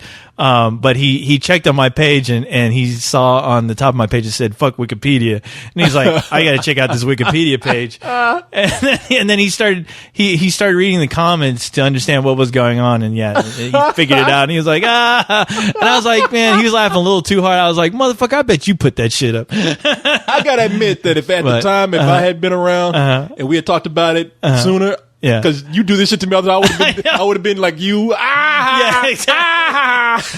I know. I was like, hey, that's called karma. I guess. I never understood. Yeah, I never understood how that works. See, I'm used to it. You know how many accusations of being gay, so I'm just like, whatever. Well, that's why when I saw it, I just kind of laughed at it. Yeah, you can all laugh at that. No, I looked at it and everyone was reminding me. Did you see what they wrote about you on the Wikipedia page? You need to go there and kick their ass. I'm like, oh, fuck, what? I was like, I got enough problems. I got to worry about Wikipedia now.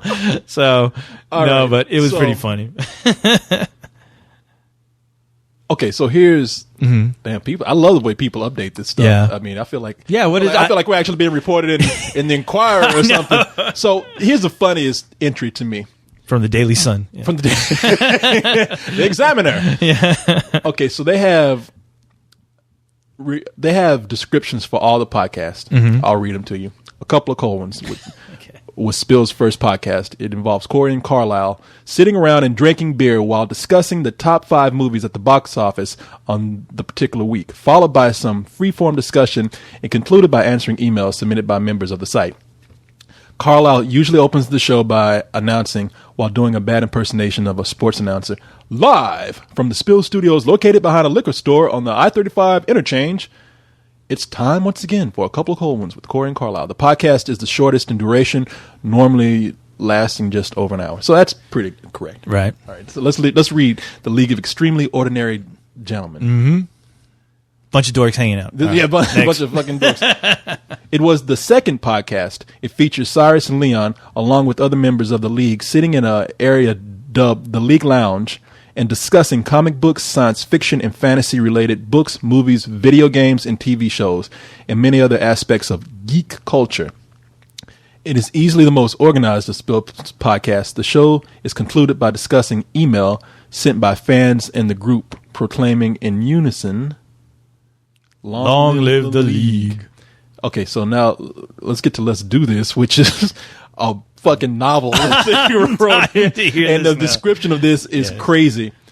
Crazy. Let's do this with the third of Spill's podcast. It began accidentally. Co-host was filling in for Carlisle on a Coco for several weeks, and the fans loved it so much that they created a new podcast.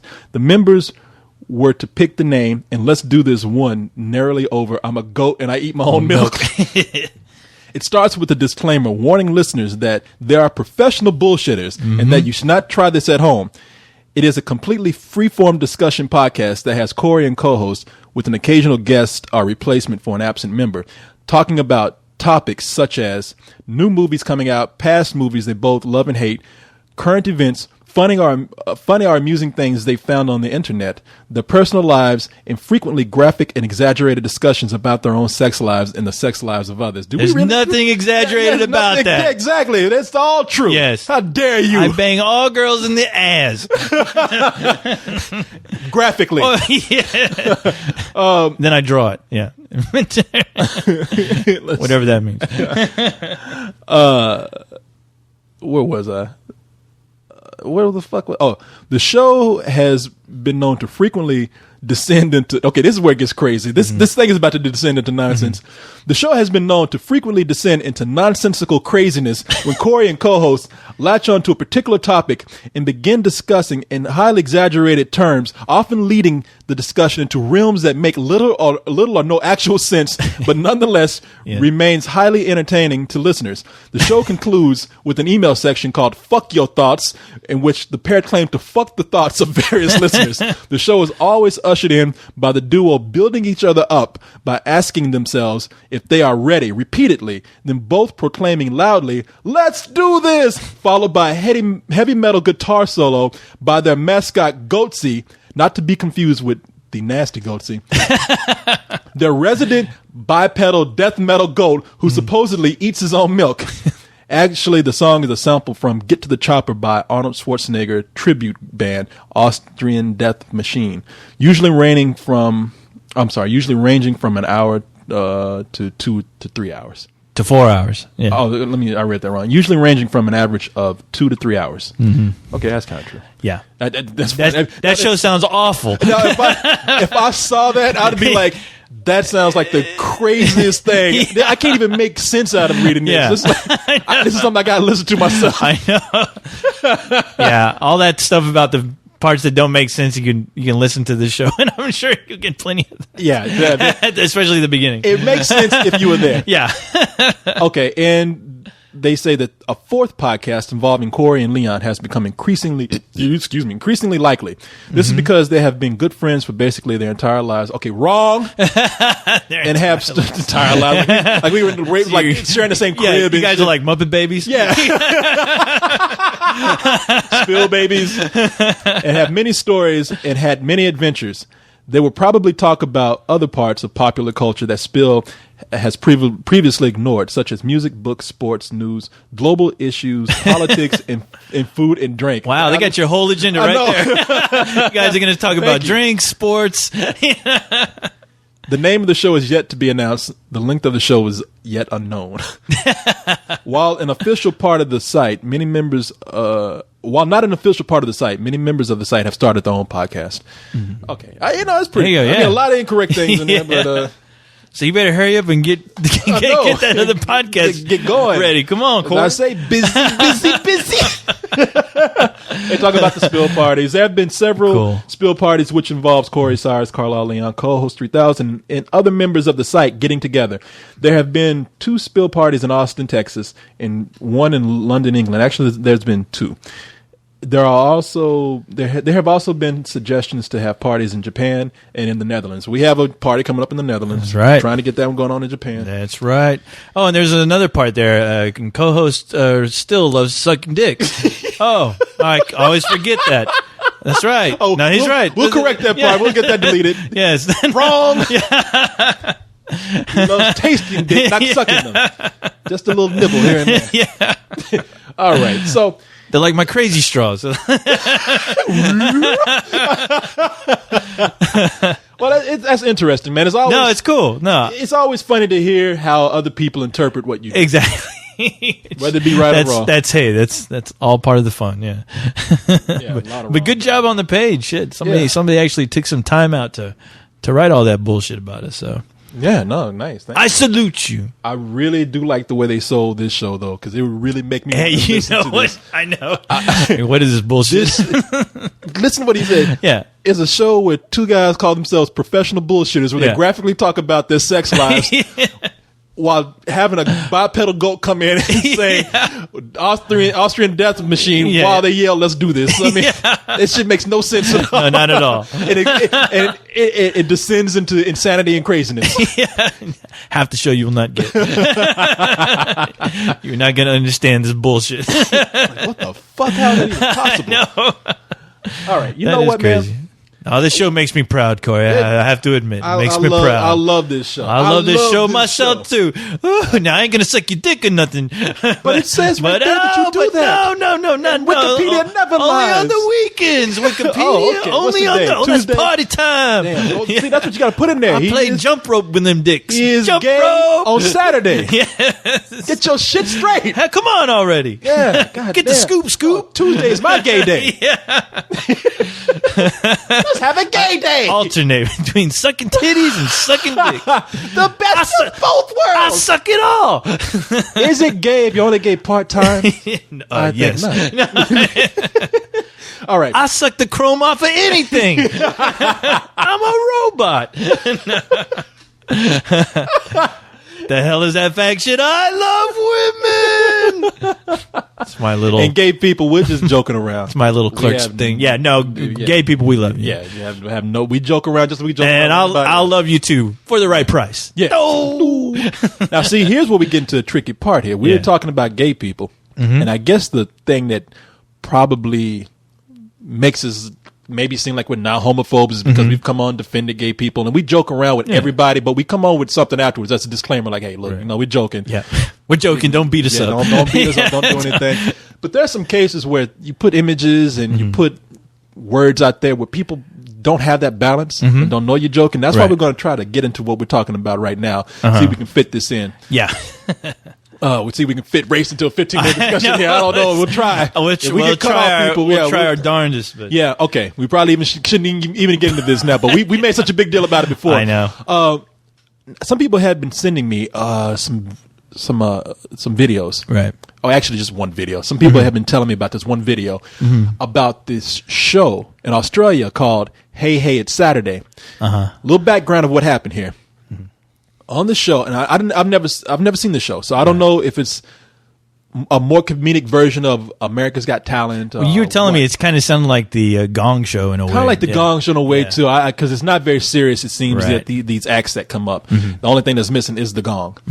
So they had Harry Connick Jr. on Right. as a contestant. I mean, not as a contestant, but a judge one day. Poor Harry. I What know. the hell is he doing in Australia doing a game show? Yeah, what Is that the end of his career? No, what are Is you that- doing over yeah, there? Have things gotten that bad? You're a It's over. contestant on a fucking joke show? Yeah.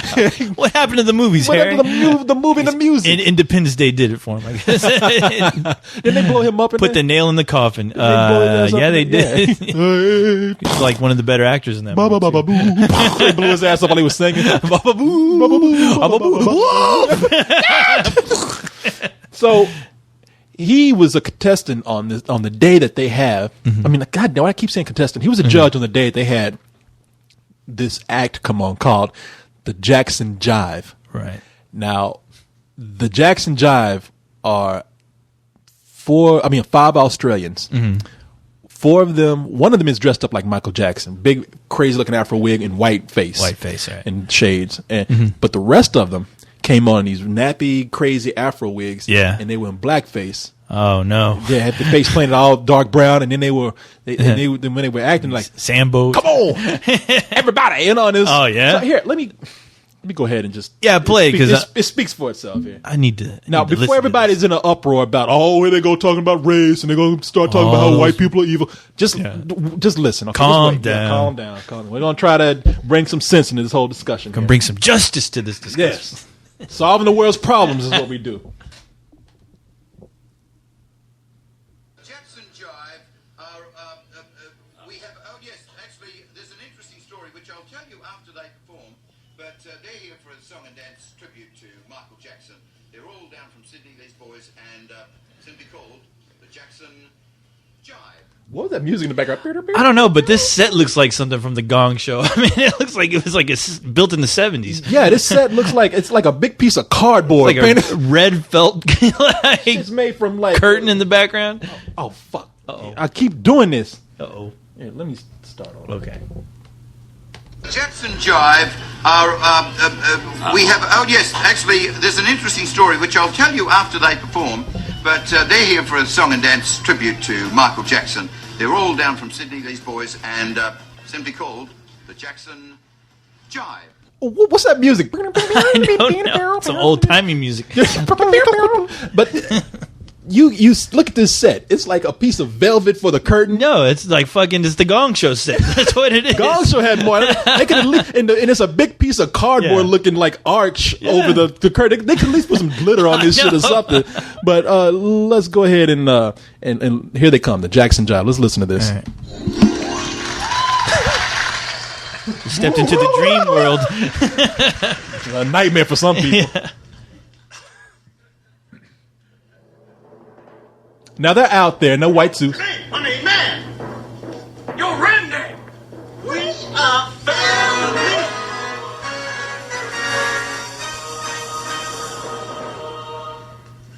Can you feel it? It's like there's no joke here. No, that's.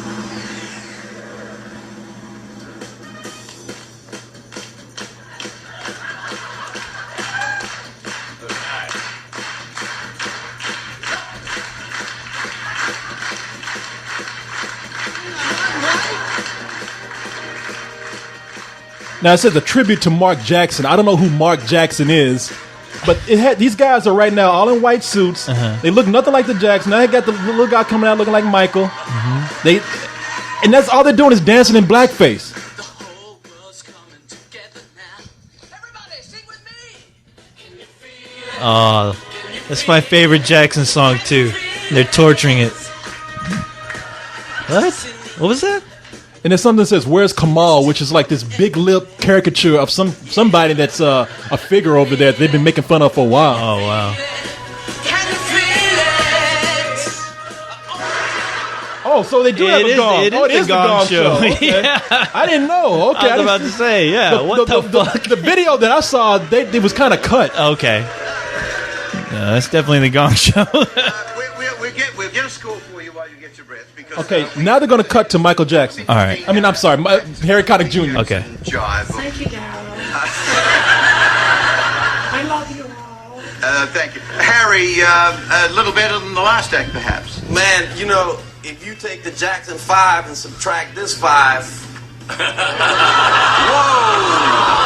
is there any redeeming, would you give them just for turning up? Perhaps a 2 or 3 or 4? Man, if they turned up looking like that in the United States. You're right. You're right, actually. So we'll just keep it at a 0. Like, hey, there's no more show. Yeah. Let's go to Jackie now. I thought you were very cute. Great choreography. Terrific. Look at this bitch. She talking about a bunch of motherfuckers in blackface, shucking and jiving across the screen. I thought you She's did very cute. proper. Well, okay, so blah blah blah. They give them. Does he say anything else after that? Well, yeah. Here's where the real controversial part comes in, where he comes in, he actually says how offended he was by this. Harry Connick Jr. Because I noticed, look, when you were judging, very kindly judging Red Faces, I noticed that when we had the Jackson Jive on, and it didn't occur to me till afterwards that I think we may have offended you with that act, and I deeply apologise on behalf of all of us, because I know that your countrymen, that's an insult to have a blackface routine like that on the show. So I do apologise to you. Thanks, Daryl. And I just wanted to say on behalf of my country, I know it was done in humorously, but we've spent so much time trying to not make black people look like buffoons that when we see something like that, we take it really to heart. And I know it was in good fun. And the last thing I want to do is take the show like to a real, kind of a down level, because I love how much I love this show in this country. But I feel like I'm at home here, and if I knew that was going to be a part of the show, I definitely wouldn't have done it. Yeah. So thank you for the opportunity. I got to give it up because Daryl said, I told him at the break, he said, man, you need to speak as an American, not as a white American or a black American, but as an American, I need to say that. So thanks for giving me the opportunity. Damn, that sucks. Just being put in a position like that. I know. You know, where you got to say something. You'd assume at least, you know, because the host himself says, you know, yeah, and we know in the States that you guys consider this, you know, it's fucked up. I mean, you take this to heart that it is very offensive. And all I'm thinking is, well, if you knew that and you have an American on there, like, why are you going to do it anyway? Why would you do that anyway? Yeah. And what is if I was Harry Connick Jr., I would have said, all right, can you tell me what's the point of all this? Like, is there something humorous about this that I didn't get? Because I'm trying to figure out where the humor comes in. So just kind of explain to me what I'm not getting right now. Yeah, and look, I want to be fair here. Mm-hmm. I don't know how much they realized that was going to be offensive. Mm-hmm. I'm not going to make any judgments without knowing. Right. Maybe they didn't know, and maybe they were doing that in fun, and maybe they thought that, hey, this is something that people have gotten over and everything's cool. But a couple of things. Mm-hmm. First of all, would they have done that if they had a black contestant on there? Because the whole audience is white. Yeah. The judges are white. A lot of contestants are white, and they're making fun of somebody on there. Somebody drew a picture of somebody who looks like a foreigner. Yeah, and they drew him with big lips and everything. So I'm wondering, and that was strange. Yeah, I'm kind of curious who drew that picture because I was like, what was that I just saw? Yeah. I mean, where did that come from? Who drew that? What does that mean? In context of what they were doing right there, it comes out in the worst way. Yeah. So so let's just say don't understand. Mm-hmm. No hard feelings, really. Yeah. I mean, it's kind of like, okay, you don't know our culture. Right. It was something that you did by accident. And they apologized. I think the group is called Red Faces that did that. Uh-huh. And so they came out and said they were sorry after they were interviewed. The host of the show, I think, said that he was sorry. They apologized. The thing that I find disturbing about it, though, is that in an environment where there's hardly any other kind of person except white people, the thing that bothers me about that is subconsciously are people looking at black people in this way where they do see them as jiving, nappy-headed, dark-faced people. I think I can say I don't think anybody looks at black people like that. You know why I say that? Because I mean, think about that whole. The reason why I say this is because in other countries it happens. Right. Well, I think they're more used to the imagery, the fucked up imagery. I think. A lot of that imagery that we used to have, you know, especially with cartoons and stuff like that, like old cartoons. I mean, all that stuff's on the internet. I think people are still very aware of that because that's just a side of culture that we do tuck away. And I think there are a lot of people that kind of seek that out to see what it was, you know, or what it was about, and the crazy caricatures they used to have of black people. Or I know friends who go looking for that stuff just because it's so rare. And it's really fucked up when you find it. And I mean. I think people kind of latch onto that idea as far as it's such a ridiculous moment of our, at least American history, where we used to have billboards and signs, oh, black people like that, you know, next to watermelon. I mean, I found it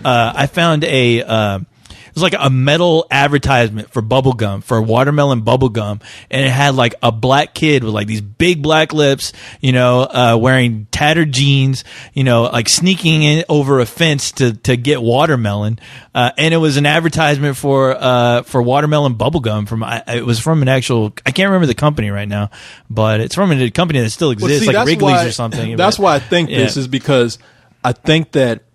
And I'm not speaking for everybody, but I think there's a large portion of people, even within America, but especially outside of America, that sees black people, and I'm sure other people like Asians, but Asians do it too. That's why I think it's really the most exaggerated, despicable stereotypes of anybody has probably been black people because they've been portrayed as animals, dumb. Monkey. Well, it depends on what country you're in. Well, that's what I'm saying. But there are variations of that, and that's why I think it's important to address these kind of things because I think in a situation like this, and in places like Japan, where they have what was it called, Ganguru? Yeah, where you have young people who, in admiration of black people, do blackface, and I mean the big lips and the nappy hair. I mean, really these grotesque exaggerations of black people and. I think this kind of stuff needs to be addressed worldwide because there are people who don't know black people, don't understand black culture, and then they take it negatively, and even in a sense where they think they're doing positively, it still comes out bad. Yeah. Where they just see black people in exaggerated ways, and those exaggerated ways are very dark. Even when because I mean, not all those Jackson 5 are that fucking dark. All right, and there's nothing wrong with being dark skinned, Right. but it's this whole thing of like dark skinned, big nappy headed, fro wearing, jumping and jiving, not very intelligent people. Yeah. Well, it's an image I think some people do find hilarious. I mean, they do find it funny just because how ridiculous and over exaggerated it is. Now, I don't know as far as wanting to do an act like that, like where the humor comes in, as far as what part of that act was actually funny. You know, if there was some kind of interesting dialogue going between the characters or whatever about Michael, we're black, you're white, what's your problem? You know, there's nothing like that at all. And so there was no there was no reason to have an act like that if you're not either trying to make a point or tell people like, hey, we're doing this because this is ridiculous and it's despicable. But even then, but I mean, but with an act like that, it just when it first starts, you're already like, okay, this is just bad comedy if that's what they're trying to do. And what's the point? Yeah. Well, since we had these images even as recent as even the 70s in different variations. I mean, in movies and whatnot. Yeah. You know, we're talking about just the portrayal of black people's ignorance, and it's too soon and it's hurtful. I mean, it's very hurtful for a culture that's trying to that is already plagued by ignorance of their own just because of social conditions. I mean, there's plenty of people too that still, you know, they take that image and they make it into comedy, like half the stuff we show here, like with the and it's not that fried chicken, the chick the guy who's playing the chick making barbecue in her school bus. That's what we made fun of that. Yeah. I mean, we make fun of black people who do this kind of shit, and it's like, hey, it's too soon. So it's like really hurtful when other people, because at least black people they think in their minds like, we're taking these things and we're actually taking ownership of it, right? And we're going to make it funny since other people are trying to make fun of us. We're going to show that, hey, we can take it, but they don't understand how. Just how ignorant that is. Yeah. And so I just want people to understand that, like, these images where you think you're being funny, for a lot of at least intelligent black people who try to get beyond that it's not funny. You know, and it's a lot of it's a cultural. It's a big cultural difference, especially in other countries. You know, where I mean, people they don't really see what goes on here in the States as far as kids who have to deal with that kind of with that kind of prejudice. You know, and you know, getting made fun of for having big lips or whatever. They don't ever see that, and all they see is what the media gives them or what they find on the internet. These pictures, but I don't. With an act like that, though, as far as what that act is, no, it wasn't funny. There was no point to it, and I'm glad at least Harry Connick Jr. You know, thank God we have a Harry Connick Jr. over there telling people, you know, hey, just to let you guys know, this chick over here may find it funny, but it's really fucking offensive. And the biggest offense is that it's not fucking funny. You know. If this is your comedy, stop, because it sucks. You know? And a lot of people don't know that there's terms for this stuff. I mean, this is blackface. This is a minstrel show, and for us, it's not. We're still trying to get over that shit. Yeah. It's not funny. It's hurtful, and it's detrimental to what at least black people are trying to achieve. The majority of black people, intelligent black people. I know we got a black president and shit, but this kind of stuff. This is a throwback to show you just how people, how people's thinking still draws on the ignorance of race. And then we got the coon, the pickaninny, and people still try to put those images out there, and it's not, it's not funny, and I don't see how people. The other thing that bothers me is that you have other people who don't ever experience. They're insulated. They don't ever experience any kind of racism. Now, I'm talking about white people. I mean, you can say, this black person didn't like me because I was white. It's not the same as having a whole culture that has all these negative stereotypes. Yeah, you can talk about white people have stereotypes, but what are stereotypes? They're good. They're like, you got good credit. You can't, you can't dance. Big deal. You know, you got jobs. You're blonde and handsome and beautiful. I mean, you got all the might be stereotypes, but you got all the great ones. Hey, they're winning all the roles. Yeah, winning the movies. Exactly. So don't try to come back and pull this reverse racism shit. No, it's like a lot of people who are insulated from any kind of race talk or issues or racism. They like to say, "Well, why do you have to see race in everything?" Because that's what people said on YouTube when they saw this. Right. You know, some people look at something, they see race in anything. These guys were just having fun. It's like if you really were living in the real world, you know what was wrong with that. How can you not look at a fucking minstrel show on stage and not say, that race is involved in this. Well, there's something, yeah. I mean, especially, I don't know if that was really taken as it was approached in like a mean spirited way, but it's just people. We can't excuse it because no, you can't excuse it. Because number one, it wasn't funny. That's my biggest problem with it. It was not funny, and that's the biggest offense. If you're gonna try to do comedy is hard. Don't take the easy route and doing something stupid like that. Try to do something clever, I guess. If you're going to do blackface, do something real clever with it, I guess. Well, but whenever somebody figures that out... they come out and they had a good act with that, too. Like, let's just say that dude, he got the best Michael Jackson dance when he came out. Those guys dancing behind him still would have been... no. Dude, I mean, that was just retarded. But, no, I mean, it's tough because... I don't know, you don't know where people are coming from when they do kind of shit like that. But at least they should know that, you're going to be looked at, I mean, as being offensive, as being racist for doing something like that. Yeah. And just, and you're going to be on TV with that, doing that shit. No fucking TV. You're going on TV and there's not one person in the group that thinks, you know what, maybe this isn't such a good idea. And is this act funny? What are we trying to get across here? Because I'm sure that group maybe, I don't know what's going to happen to them after this whole thing, but I mean, I'm sure it's not going to be a picnic. I'm sure they're going to get all kinds of letters about, hey, you guys are fucked up, and if you guys were over here, we'd fuck you up. I mean, but and they're going to have to learn the hard way, I guess, to realize that's a trial that's not cool. Yeah, they may have had their heart in the right place, I guess. Well, that's the other thing that comes from this. I mean, I think the way to approach talking about race issues is not to come from an area of anger, because a lot of times the first thing that people will want to say is, those guys are racist. Yeah. Maybe they are, but I'm not going to judge them by this act. I'm going to say, okay, you guys were ignorant of this and you didn't know what you were doing, but I'm not going to sit up here and the first thing I'm going to say is, you're racist, because when people get called racist off the spot, that already puts them on the defense. Oh, yeah. And then they want to charge back at you. Yeah. And nothing gets solved with two people butting heads with each other. Yeah. If two people can calmly sit down and say, hey, look, I don't think you're racist. I think maybe you just didn't know. And let me explain why this is offensive. And I'm not want to ruin anybody's fun, but I mean, come on. This may be fun to you, but to a whole group of people over here, it's not fun. And for anybody who thinks that this is just centered on me talking about black issues, I felt the same way about Borat. I mean, not Borat. Well, what's that? Bruno? Bruno. I felt the same way about Bruno. If I was a homosexual, if I was a gay person, I would have been even not as a gay person, I'm very offended by that movie, man. That movie starts out, it gives the wrong image of gay people, especially homosexual man, as being nothing but a bunch of horny guys who like to stick objects up their ass and walk around the city flamboyantly in all kind of colorful suits.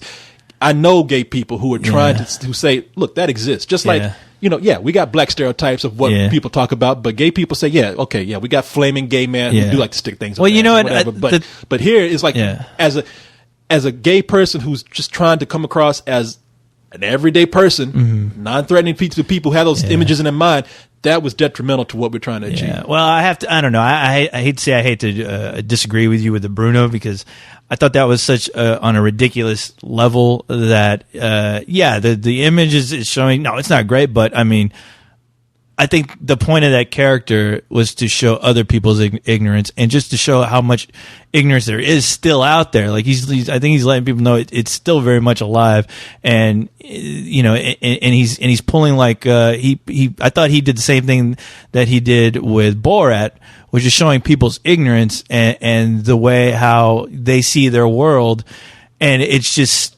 they're unaware how ignorant they are or can be, and when you bring up gay issues, you see people very passionate, very hateful towards it. And I thought he's just putting that out there. Can I tell you the difference, though? Okay. The difference between Borat and Bruno, Bruno was a foreigner that came over, and but he's still stereotyping foreigners. He came over in a way that people actually wanted to help. He didn't play on people's fears. I mean, there was he actually opened up people's ignorance by actually making them comfortable around him. They want to help Borat, and then they start talking about to Borat. They start talking about things like race issues and other issues that other people try to hide. But he was able to capture that with people because Borat was non-threatening. Now Bruno, he wants to talk. He's Sacha Baron Cohen, who plays both those characters. Right. He says he wants to go out and bring out people's ignorance about gay people. Yeah. okay, number one, the wrong approach is to go out and be the biggest flamboyant stereotype that people see about gay people in the first place. That's harmful. That's what people are thinking about gay people in the first place. And I think a majority of that film, though, a lot of the ridiculousness that happened, it wasn't around other people. Usually, like the whole scene where he's with his boyfriend, that happened in the hotel room. But when he's out in the public, I don't think he was really stressing that. Well, look, unless there's some part of the movie I forgot. If you want to go out and change people's minds, you don't go around a bunch of rednecks who already think that gay men are flamboyant, in their terms, faggoty type people who want to have sex with them, which is exactly what Sacha Baron Cohen did. He went to the woods with a bunch of rednecks who thought that about gay people. And what does he do? He goes out there, mentions all this flamboyantly gay stuff, acts girly, and then tries to crawl into a guy's tent naked. He just reinforced every stereotype that these guys had, and it didn't change anything. They came back and probably said, "You see, I told you that's what they do." But you know what? I think that's still funny, but at the same time, I'm like, what kind of a redneck do you have to be? I mean, you're going to think that anyway. You're not going to change redneck's. You don't know. You're not helping, though. Yeah, but you're not going to change his opinion. If he already has that opinion about you, there's the one incident with Bruno is not going to stop that. Or it's not going to have him reinforce what he's already thought. I disagree with that. I think that if I just thought it was done so cartoonishly. You should just know. Okay, this is just ridiculous. Well, some people don't know that. And what the hell were these guys hanging out with him to begin with? Like, if you really think about that movie, like. I can almost say maybe that was set up, because why would these rednecks have any excuse to hang out with this guy? Like how did that whole thing get started? And there's no telling what they did on the set. It's the same way that they brought in, like, you ask yourself, when Sacha Baron Cohen was playing, Ali G, you're thinking, like, why would these people sit in with Ali G in the first place if they know that this is going to be ridiculous? What they did was they had a guy sit down with some of these people that they're interviewing, and right when the camera started rolling, Ali G comes in and sits down, and these people are taken totally off guard. Well, I assume it's the same thing like when you do interviews. Like, usually in an interview situation, unless I'm wrong, a lot of times they don't care who's interviewing as long as somebody's interviewing the person there that's waiting. And, like, I know there's a couple of times where somebody's called you and said, "Hey, Corey, there's this guy over here. He's ready to get interviewed. Why don't you go talk to him?" Well, they had to bring these people into a studio. They had to bring them into the studio a few times. They had to bring them into the studio. But I'm thinking it's the same way, where it's like, okay, here's somebody with some credentials. They want to interview you. Do you want to accept the interview or not? And usually, most of the time, they go, yeah, because they have to agree to it. You got to meet people halfway. You got to at least give people a chance to try to change. And I could see, because you always see people like who say, like, you know what?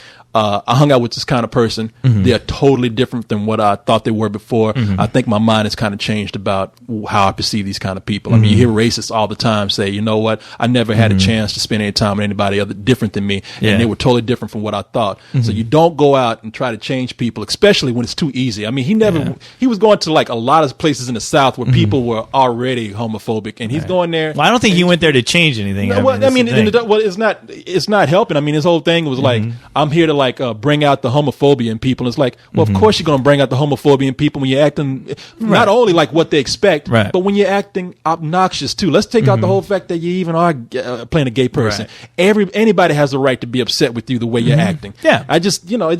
The movie didn't help at all. I mean, I really got to take a stand on that film. I mean, I'm not expecting you to. I'm not trying to change your mind either. Yeah, I'm just saying for myself. No, I mean, that's the thing. Like, you have your opinion, I have my opinion. Yeah, the movie is I think is just very hurtful, and a lot of gay people upset about that. And I agree with them. Totally. Yeah, I got to be fair. I'm gonna talk the same shit about black people. I got to defend them too. I didn't. Well, the thing is, I don't know. I didn't hear the gay community's outraged towards that movie. I don't think there was a lot of outrage, but there were rumblings. It was just like I'm very disappointed. I think just people know. I mean, when you get down to it, it was a comedy. It was done. It was very publicized. I mean, everyone knows this is a character. I mean, when it comes out, it's publicized. It's a comedy. Soul Plane was a comedy, but people were upset about that. I know. But the thing is, something's funny can't always be excused to like let people do anything they want to do. Right. But the thing is, like, I don't think any person who's ignorant is ever going to change because of something they see or something they read. It has to come from, like, a personal personal level. You don't think that the civil rights movement was changed by people seeing the imagery of people being brutalized on TV and attacked by dogs? I mean, people changed. Well, I mean, that's what I mean. Somewhat by personalized. When you see people getting hurt, that's one thing. Yeah, people getting killed. Yeah, I mean, those were different times. I didn't live in those times, but I'm sure people were very aware of it. People saw that, and it was very hurtful and it was very scary. I mean, when they used to behead people, when they used to behead people in public, people stopped going to those beheadings because there was one incident where they were beheading a girl who, for the first time, which has never happened, she started screaming and crying for her life. And that affected people, where people used to go to, people who would get beheaded would just go and they'd get beheaded. They'd be very quiet about it. But it took one incident to stop that whole thing, where people are screaming, crying, and they're like, okay, this is ugly now. And see, that's the thing. And it wakes them up. And we see extremes of things. That's great. But I don't think Bruno was an extreme. I don't think it's in the same playing field as Well, no, it's because it's not extreme enough to where we're seeing people who are terrorized and brutalized. It's subtlety brought in under the guise of comedy, which sneaks it in, and sometimes that's more dangerous because a lot of people don't notice. I mean, when it's brought in and it's not splashed across the screen in the most dramatic way, it's a subtle racism and homophobia and sexism that you have to look for sometimes, because that's how people in corporations get away with shit. That's how people in politics get away with shit. Right. If we had a congressman or a senator come up in a Klansman outfit, everybody's going to be up in an uproar. But if we have somebody who is coming in and they're passing policies under the table that hurt certain groups of people, that's where it gets scary. Yeah. And so that's why I look out for these kind of. And I understand that, but I mean, I honestly cannot categorize that with the Bruno film as being something that's, I don't know, just crawling under the door to trick people into a way of thinking. I don't think so. I don't think Sacha Baron Cohen was trying to. I don't think he's a homophobe by any means. I thought he was trying to help, but I just don't agree with his method. I think he was. I mean, you could say, there's some things where you're like, okay, one of these guys is going to push this guy out the door, whatever. But I don't know. I didn't. I mean, maybe it's just me and my thinking. It didn't seem like it wasn't doing that much harm to the community, as far as the gay community. Because I mean, I think the gay community knows, okay, this is a heterosexual guy trying to be us, but he's being funny with it. And I don't know, everyone's sense of humor is completely different. I'm sure there's some gay people out there who love that film and some others who didn't, but until they are very vocal about it, I'll never know. So, I mean, like I said, I never heard a single uproar from the gay community going, this is incredibly offensive. Like, if I would have heard that and really looked at the film, I can go, okay, yeah, you know what? I do see what you're saying, but I mean, watching it, it didn't change my mind. I know a few gay people, and it didn't change my mind of who I know who they are and what they're about and what their cause is about. You know what? Because you were open-minded before. That's why. But like I said, for some people, I mean, there's times when I was around a lot of closed-minded people, and yeah, some things it made me kind of question, like, I don't know if I want them hanging around me.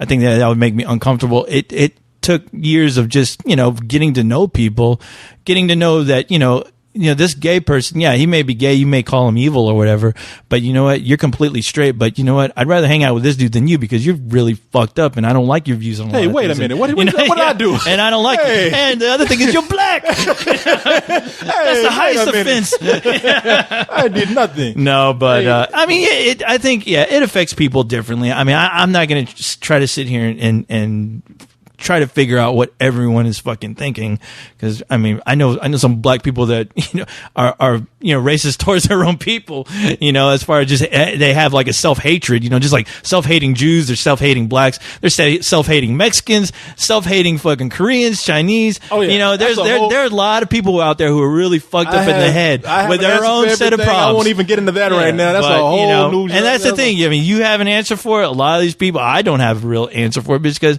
I just don't know what everyone's really thinking all the time. All I know is, as long as I know that, at least I know where people are coming from with things. Yeah, it's a crazy issue to get involved with because number one, it hurts my brain because trying to wrap my head around and try to think of a single answer, something I can say to go, okay, people, quit being stupid, quit being ignorant, stop dressing up in fucking blackface because you know what, you're irritating these black people over here, and then they start bitching about it, and then they start to irritate me because I got to hear about it, and I got to hear you guys go to war. And look, I just want everyone to shut the fuck up, leave me alone, keep your issues to yourself, and let me fucking read my comic books and watch my movies and just, you know, let me go fuck some girls and leave me alone, please. I'm tired of hearing everyone's shit. Get over it already. Get over your fucking ignorance. Get over your issues.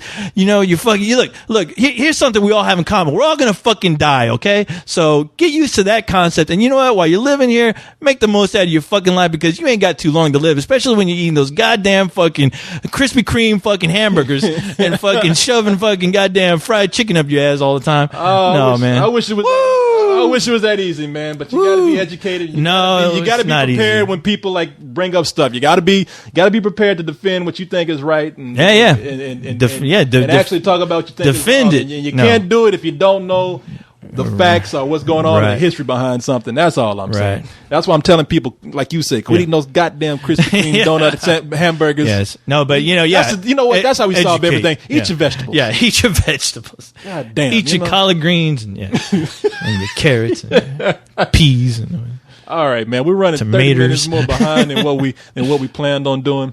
We'll talk about this other issue later. I thought I thought we already talked about it. No. I don't want to talk about it again. No. We talked enough about it. We're gonna move on from because we want to talk about that woman that you brought up. We won't even mention her name. We'll talk about it. I mean, do we have time to talk about it? I know you got a movie. What time? I was concerned about you.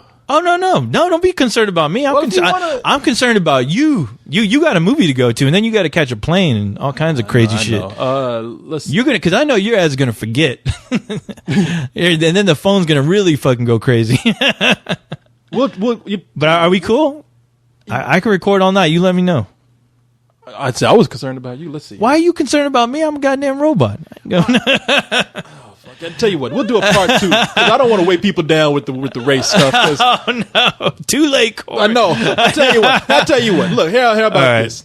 Because I know some black people out there, even some white people out there talking about.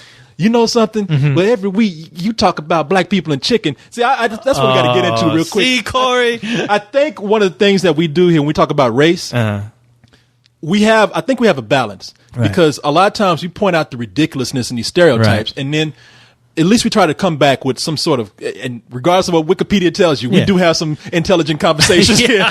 So I think we're able to like give that balance of, okay, these are people making fun of race, but when they come back, they're able to at least have a disclaimer like, hey, look, you know, this is not good. No, we're making fun of this because it's ridiculous. Yeah. When a lot of times you don't have that. Yeah, you're not helping. Yeah. You're absolutely right. We had an incident on the site, and the guy who did this, I don't want him to feel bad. I don't want to go into the details because it involves some people in our crew, and it was a big uproar at the time. I mean, it was bad. Yeah. But there was a contest in which somebody had to kill the crew. Yeah. Kill the crew contest.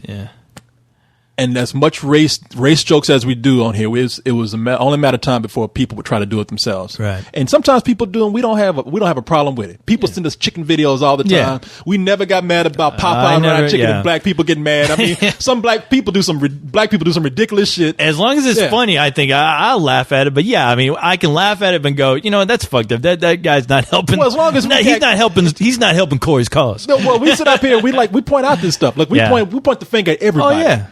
Yeah, you know, we give gay people, we got through the thing, but if you fuck up, you're going to talk about you too. We're not going to point the finger at ourselves. Yeah, exactly. Blame you. We got to point at somebody else. But we had the Kill the Crew contest, and one guy did something. Now, he didn't see, this is again a case where I did not call this person racist. They did not understand. Right. They came out and did one of the ways to kill the crew was to have a guy come in dressed up in a Klan mask. Yeah. And then they pointed a gun at Leon? At Leon, who was in a bar, like, hey, what's a coon like you doing in a place like this? Right. And then you had a choice of how to kill him. One of those choices was to take out a rifle and blow his face off. Right. And I looked at that and I was appalled by that. I was like, there's no joke here. Right. it's just something. It's just a violent act followed by a racial epithet. Yeah, and anyone looking at that would automatically just assume it's mean spirited. Yeah, and that's even if it's animated or and that's the whatever. main thing. It was mean spirited, and I had to take it down, and it came back up accidentally. And at the time, there was this argument of like, well, it's funny, and I don't mean take it Right. from it's like I thought this was funny. I was like, you don't understand. No. This is not even a race issue. Yeah. It's just mean spirited with It's no bad point. taste. Yeah. Had they pointed a gun at a woman and said, "What's a bitch like you doing in a place like this?" and shoot her face off, I would have been appalled by that. Or pointing at a pregnant woman pointing and at a shoot pregnant her fucking belly open. Yeah. If it had been pointed at like that's fucked up. yeah, it would have been. I mean, what we were doing here is one. We were promoting humor that was violent and not funny, and number two, we were setting up a precedence for people to. We were being an example, a bad example. Yeah. Like I said, one of the things that we do here with race humor is that we point out things that actually happen. Right. We riff on stereotypes, and then we try to come back and point out the ridiculous of it, and maybe hopefully explain why it's ridiculous. Well, and we wrong. try to. we Yeah, try to. I think it's too just very. I mean, you're average normal black guy, and I'm a robot. Yeah. We try to at least make sense of it as much as I. Ramble. I'm hoping I'm making some kind of sense as far as at least where I'm coming from. I know you do definitely, because I know, Corey, you are very passionate about it. I'm not going to try to lie about that. And it's a good thing that you are, because it affects you in a way. And, it's good to let people know someone like you, because I know for every one of Corey, there's 50 other of them, Corey's out there, who are thinking the exact same thing. And it's good that, you have your opinion, and it's good that I have mine. But I think what we want to promote is the idea for people to actually think about what we're saying, and to actually think about their own situations, and what would they do in a position where let's say they had a site and somebody put up something like that, like would they think okay, that's offensive, or would they think that's funny? And if they think if it's funny, why is it funny? Why is it funny to them? Well, my whole thing was, first of all, we try to do everything in parody. So I was thinking about this, and I was like, let me think about it, because I don't want to be accused of being somebody who's just being too sensitive. Right. And I don't know how you can't be looking at that, but I'll try to be fair. So no, I understand. If it was a robot, you replace robots with that, acting all silly like C-3PO. Well, see, no, I mean, I would go, hey, what the fuck, motherfucker? But you can be repaired. But I would solve it real easily by killing every motherfucker in that room. That's how I solve my problem with violence. See, that's why they're scared of your people, your robot kind. That's but right. no, I thought about this, and I was like, what kind of example are we setting up for the younger people out there? No, you're exactly right. I know that we do a lot of things that aren't kid appropriate or children appropriate here, and we do things on a very explicit, mature level. But really, for the young people that saw that, I was thinking, okay, this is going to get out of hand. This is where they're going to try to do the same thing. All it's going to do is it's going to invite more of that shit. More of that. Yeah, they're going to try to do the same kind of humor without knowing that they're doing wrong. Right. And I had to write the kid and explain, like, look, this is why this is wrong, and this is probably why you don't want to do this, and we're going to take this down. I don't think you did. Leon got really pissed at him. I was like, man, don't get mad at him. Well, because we don't see faces attached to these things, and I mean, realizing it is a kid, it's a kid. And I went and told him, I said, hey man, no hard feelings, it's fine. I mean, but you got to understand why this is wrong and why you can't do that. He was cool about it. He was actually really kind of hurt. I remember I heard that. Yeah, when I heard that, he felt terrible, and I felt terrible for him, and it kind of made me frustrated, because it made me think, you know what? I mean, we all had the same thought where, we have to be careful doing stuff like that, because we don't know what we're going to invite, and like a contest like Let's Kill the Crew contest, where I'm thinking, okay, that can go very, very wrong. It can go in a very wrong direction. And it did. Yeah, and it's just inviting trouble. It was inviting trouble. So I was just, and it was, and I don't think that trouble was meant by it. No, not at all. But to defend that kind of humor was. I couldn't get it. I was just like, I'm baffled by that, and I was like, we got to be careful what we put out there for people. I mean, there's a lot of stuff that's edgy and a lot of stuff that's offensive. Right. But when you put something out there that especially promotes violence against something that people see as another or a target or a gender or a race of people, it's like you can't do that. It's tricky. It's very tricky. It's tricky. It's a very thin line walking that trying to walk a line where you're pointing out something that's as far as race issues, where you're trying to make fun of how ridiculous people can be with it, and at least I don't know. What am I trying to say here? A good example, like Dave Chappelle. You know, I love the Dave Chappelle show.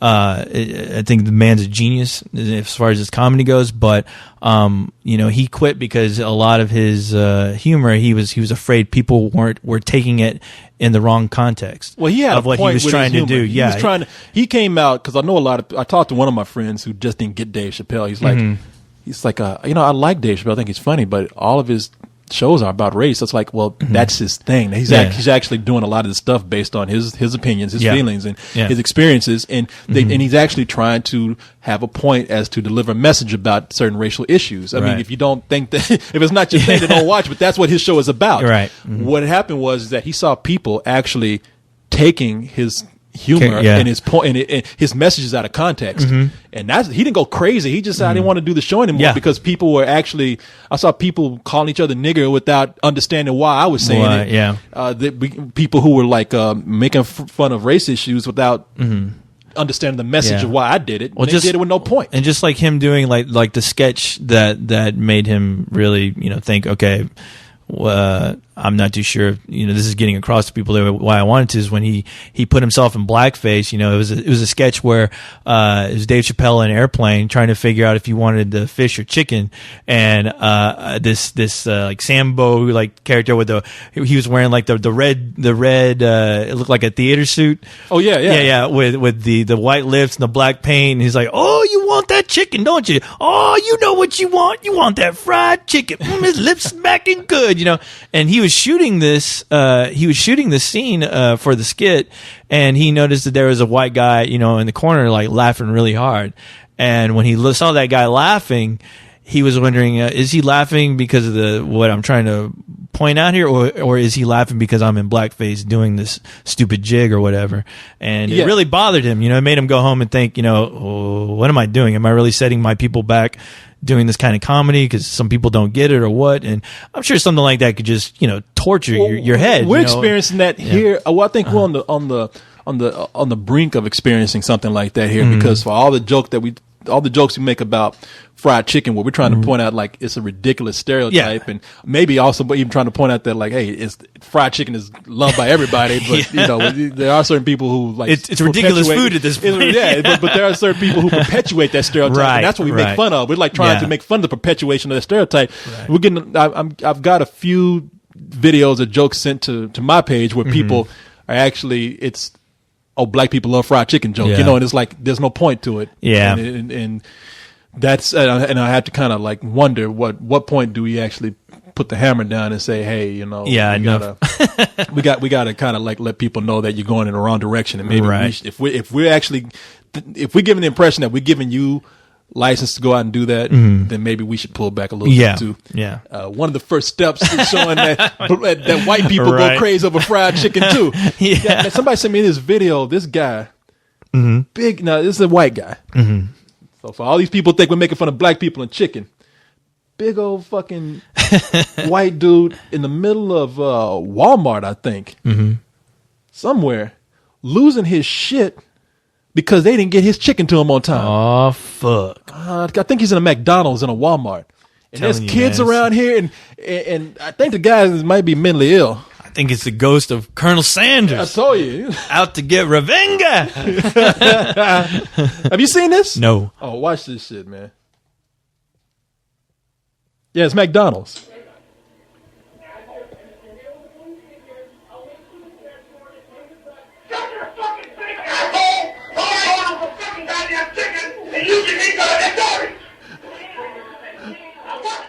This dude is big too. What did he just say? It's kind of loud, but it's coming in distorted. I think he said, "I'm gonna stop it. I'm gonna fuck you with my goddamn chicken." That's what I thought he said. He's in the face of the manager, and his manager's looking. The manager's trying to be brave, but this is a big motherfucker. We ain't talking about like Muscle Man. We're talking about like the Blob. You know, he looks like one of the Wild Things from where the Wild Things are. That's a big. No shit. He's just missing the horns.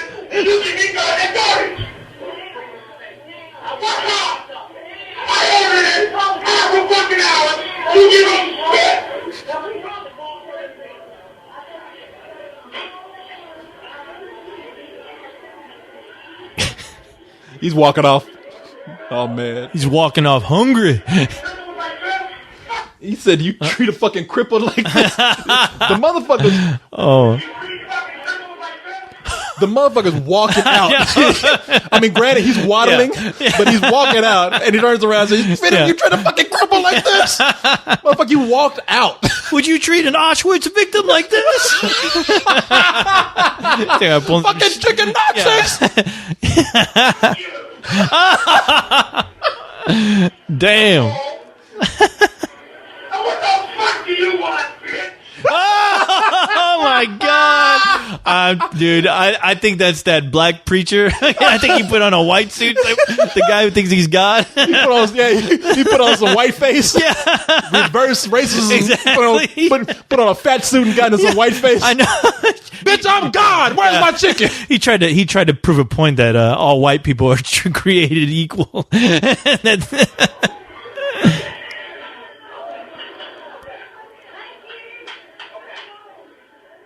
And away he goes. Oh, he's damn. back. Oh.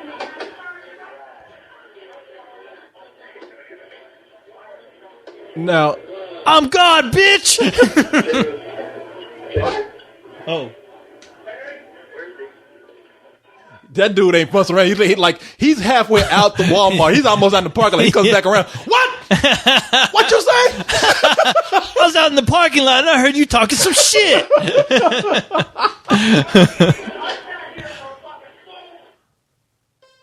Okay. Apparently, Would you treat a one-legged midget like this? apparently they didn't get him his chicken on time. Damn. And he was pissed about it. And what's so funny is there's a bunch of black kids sitting around looking at him like, damn, I thought we were bad. Damn, black people ain't got nothing on a white person wants his the chicken. whole black community ain't got shit on this dude. On this one dude right here. There's one freaked out white person over his goddamn chicken. Maybe I'm curious if the manager was black. Well, the manager came out, he was white. Okay. But I think that's because the black manager sent the white manager out. He's like, hey, look, talk to your people. No shit. Yeah. A black guy would have sense enough to send out the white guy. Hey, go take care of that. You two have a special language, right? I'll make you manager next week. Just go take care of that for me. Well, Hey, you on lettuce this week? I'll put you on fries next week. you know, Roger, I gotta go take a shit, man. Can you help this one customer out? Anything you say, sir. Well, what the fuck you looking at, What bitch? seems to be the problem, sir? Holy Jesus. I can't do anything with this. Don't eat me. Don't eat me. Now, who is he talking to? He's like, what the fuck are you? What the fuck do you want, bitch? Who is he talking to? The ghost of Colonel Sanders. I don't know. Thought that was his wife. That was his little wife. Yeah, the ghost His of Colonel midget wife going, honey, what the fuck do you want, bitch? I just say his wife is down there checking on his pants. Please. Don't forget to order me fries. That's all. Yeah. I just wanted a Happy Meal. We should get Sundays after this. Let's go to Wendy's. Come on. There's a food court across the street. Please. Get off me! What? Oh man, that'd be ass up the great. door. That'd be great if it was one of those. It looks like one of those McDonald's at a Walmart. That's what I was saying. Is that what it is? Yeah. Oh, It was a McDonald's Walmart. Oh, I'm sorry, I wasn't listening to you. No, Corey. nobody listens to me. Maybe if you're white, I know. maybe I'd listen every once in a while. Maybe if I was white, like 300 pounds, and screaming at you. I told you, co-host, that this was a Walmart McDonald's. Then the fuck you looking at, bitch? Then I tell you, English, motherfucker. You're in the country, speak it. Meanwhile, I'm halfway out the door. You say that shit. What? What you say? I told you that shit 30 minutes ago. I said, tell your boyfriend I said hello. I think that was Samuel Jackson in a fat suit trying out for a new role. What the fuck?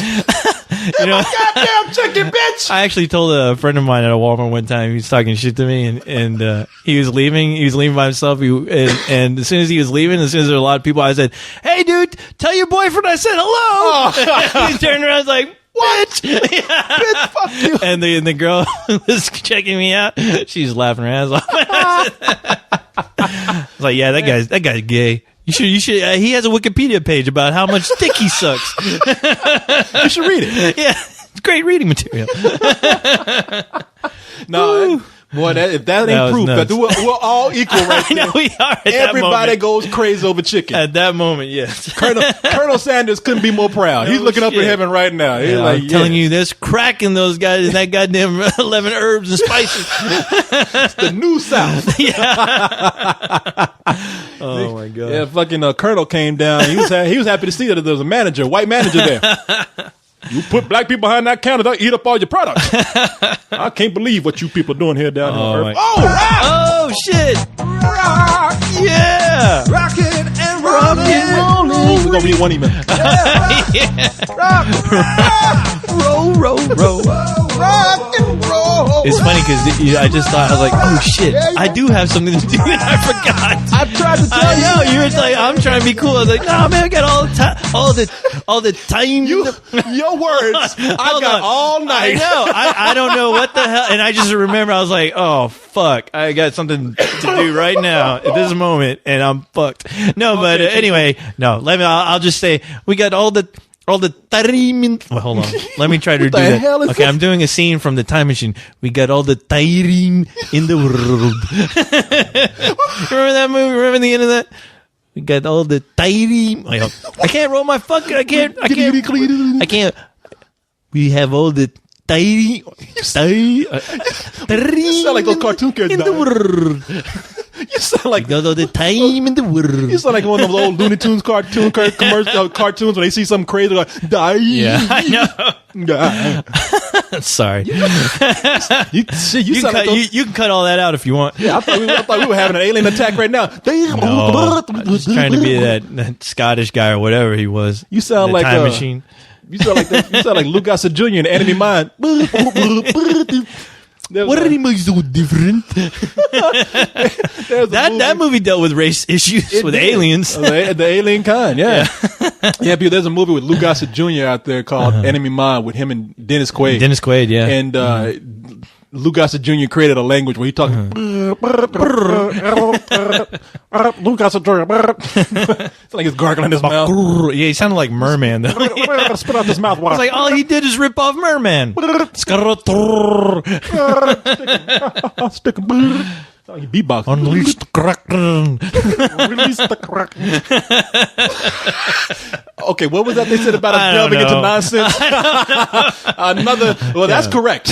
But don't worry, Corey, because we got all the time in the world. All right, people, welcome to Fuck Your Thoughts, Yes. the email section of the show. We Yes. only, We we only both have have, something to do. We only have time to fuck one thought. Yes. We better pick a good one here. Yeah. Let me see. Oh fuck, man! What happened? Somebody that's like threatening our manhood here. Uh-oh. Are you mad enough to answer this ridiculously awesome question on Let's Do This? All right. Fuck yeah. My favorite bullshitters. El Psycho 3000 and his distinctively unattractive sidekick. Oh, no. You motherfucker. Sorry, Corey. Poor Corey. You kids all leave right. Corey alone. At least I'm straight. He has enough problems. Hey, what? Was that attacking me? I don't know who was attacking, but I thought you said it was me. Yeah, I was trying to defend you, and you said, "Oh, at least I'm straight." I thought that was directed towards No, me. that was because, me. Oh, because Okay, your question I don't didn't get suck dick. That's what you get. Oh, you just deleted the. Oh, come on! Come on, Corey, be a man. Be a man. Insult me. I don't have to take that shit. He's gonna go. I told you weren't a man. You pussy. Wait a minute. We got a fuck your motherfucking thoughts from down under. Huh? Okay, this sounds good. All right. I love the down under. Yeah, the down under. Let's see. Prettiest girls down under. According to your Wikipedia page, you do the down under. Let's Hell see. It says I do the down under to the down unders. they do have some pretty girls there, man. They got some fucking Man, we got fine a girl that girls. just signed up named Sam something. Girl's fucking hot. I think that's a dude. I just wanted to see your eyes. You're like, what? If they are, That was a fake account. if they are, good job. I can't remember her name, but Sam something. I just. Oh, you know what? Oh, That was I'm gonna great. find it for you real quick. Okay. Here, look. You got to see this girl, man. All right. Fuck, I know you got to go. Hold on. No. I'm just. God damn it! I went to your page now. What the I know my page kicks out. God damn it! Tons of ass. Tried to stop it. Is that a default? I'm sorry. Fuck, go back. All right. God damn! I can't get this shit to work. Haste makes waste, Corey. I know. Fuck. Okay, I'm gonna breathe. Yeah, there you go. Okay. All right. Stand still. All right. See if I can pull this person up. All right. I don't think She gone. Oh man. Renegade called her out. I think Scared this away. is a fake profile. Oh, there we go. There we go. I don't want to say her last name. Okay. I want to get people looking at her. Begins with. I'll just say it's Sam with 2 M's. Oh. Sam Boland. She looks Yeah? like. Now, who does she look like to you? Who does she look like to you? I'll give you a hint. Yeah? High School Musical. Oh, come on now. Vanessa Hudgens? Vanessa Hudgens. She looks like a Vanessa Hudgens to me a little bit. You know, this girl. She's a cute girl. Man, this girl's pretty. I don't see how you can No, say no, she no. looks like a cross between Vanessa Hudgens and Fox. What's her name? Who? Megan Fox? Megan Fox. What? Look at this, at least her thumbnail. Look at the thumbnail.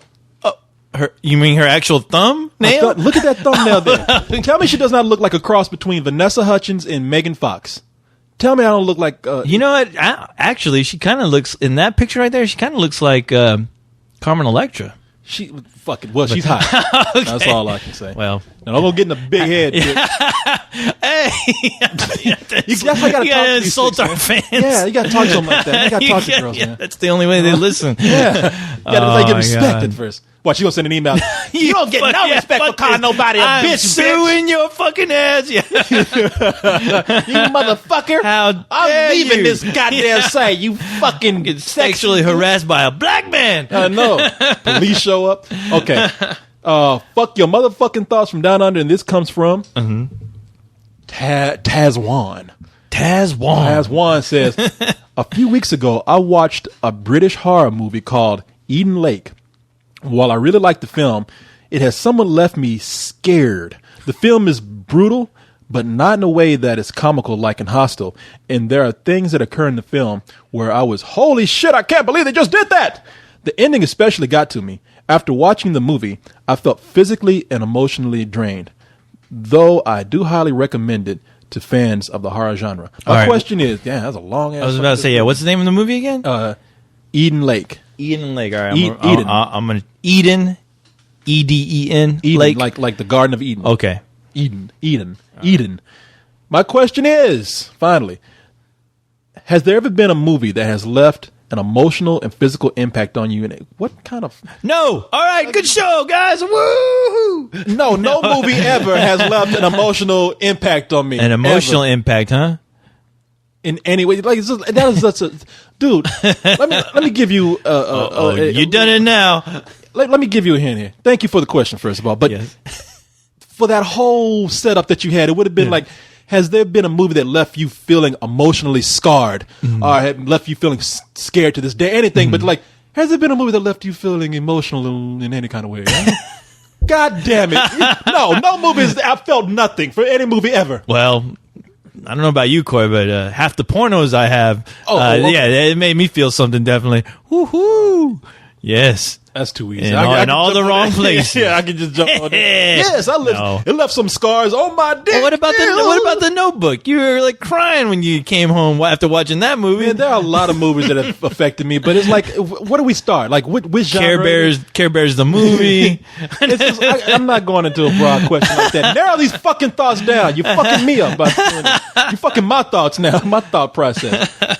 God damn, Aiden. Time is precious. Fucking hell, man. Damn. Aiden.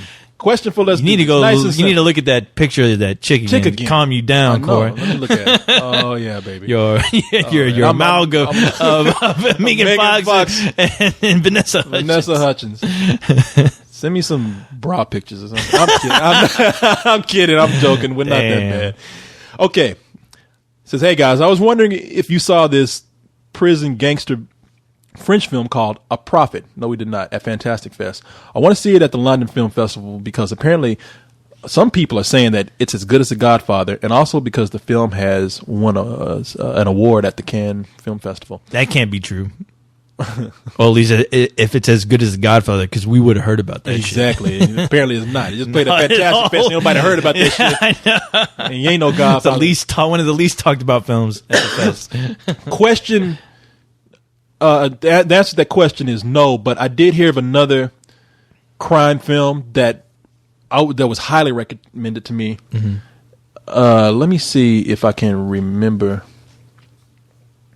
the name of it. The movie has terrorists in it. Terrace? Terrorists, Terrorist? not terrorists, but terrorists. Terrace. Okay. Terrorist. Terrorists. Tourist. Al Qaeda and terrorists. Fuck, man, I can't remember the name of the movie. I apologize. It's a gangster film, though? Is it recent? somewhat recent? It is recent. Yeah, Okay. it was described to me as a cross between The Office and a serious Guy Ritchie film. Oh, really? Gangsters. Yeah. Okay. I wish I could remember the name. I thought it was called Over Terrace, but Okay, any stars in any big stars or anything? probably a bunch of Brits that we are Bunch of Brits? Brits that we're not familiar with. Oh, okay. Let's see. I'm Who gonna, cares about their movies? Nobody watches them. I'm going to make one more attempt. Down Terrace. Down Terrace, okay. Yeah, there's a movie called Down Terrace that was told to me like to be one of the best films at the festival. Uh-huh. It was directed by a guy named Ben Wheatley. Mm-hmm. It did come out this year. Uh-huh. And let me go ahead and there's no description of it, but it is described as a comedy. Okay. And I can't really see anybody here that I recognize here in America. But yeah, if you're looking for a good gangster film that's from Britain, apparently that's the one to see. I did All not right, see yeah. it. So good luck finding that one. coming across some really broad ass. Half of those films barely get across the pond. All right. Fuck, man. I'll try one more. Let's do try one more. And if fuck it, y'all fucking with me. You got to actually give me Yeah. a fucking good question here, people. You got to make this shit. You got to focus. All right. Can't give me these broad questions here. Another one. God damn it! Hey, it's been an awesome show, guys. Woo! All right, why don't you make I'm up a at question? the point where I'm not reading every fucking kind of question out there. No more. What's your favorite broad subject here? Okay, what are some of your favorite kills in a movie? What's your favorite candy? It says here, hey, Core and Co-host, what are some of your favorite kill scenes in any type of movie? God, All kill scenes are Yeah. my favorite. Jesus! Anytime I see Christ. somebody's head explode, that's my favorite. Good question. That would be a good question if I could remember what I was trying to. Because I did think about this. We were talking about favorite Yeah. kills in a movie one day, and I thought of something that was actually funny. Because when you think of kills in a movie, you think of The gore. most horror, and- the horrible kill you can think of. Yeah. No, I thought of something that was really funny, and it was a kill in the movie, and I can't think of it right now. So, anyway, let's get the fuck out of here. Okay? I can't take this anymore. Hey, I we can't. still love you, kids. Yeah. Keep those questions coming. I'm. All right. Hey, look, I'll sit through some questions next week. Next week, once you I'll know help what? you. I'll help find you. them. I'll help you. find them. I'll get my stupid printer working. God damn. You know what? You got 50 cents for some ink, Corey? hate to pull a Carlisle on you, but no more. What are your favorite blank broad thing right here? God damn you, the fucking hell, you fucking asshole. You kids have done it now. I tried to warn you, kids. You don't listen. Nah, people, it's all good. We're all right, but Yeah, yeah, come on, give us some. Come on, give us some good, like really focused, straight questions here. I mean, something. We're looking for a challenging question. something a little more detailed. Yeah. yeah. Give us some challenge. I did feel like last week and the week before, I was like, did we answer the same question? Yeah, we're starting the animation question Yeah. as far as what animated movie would you like to be turned into a real film?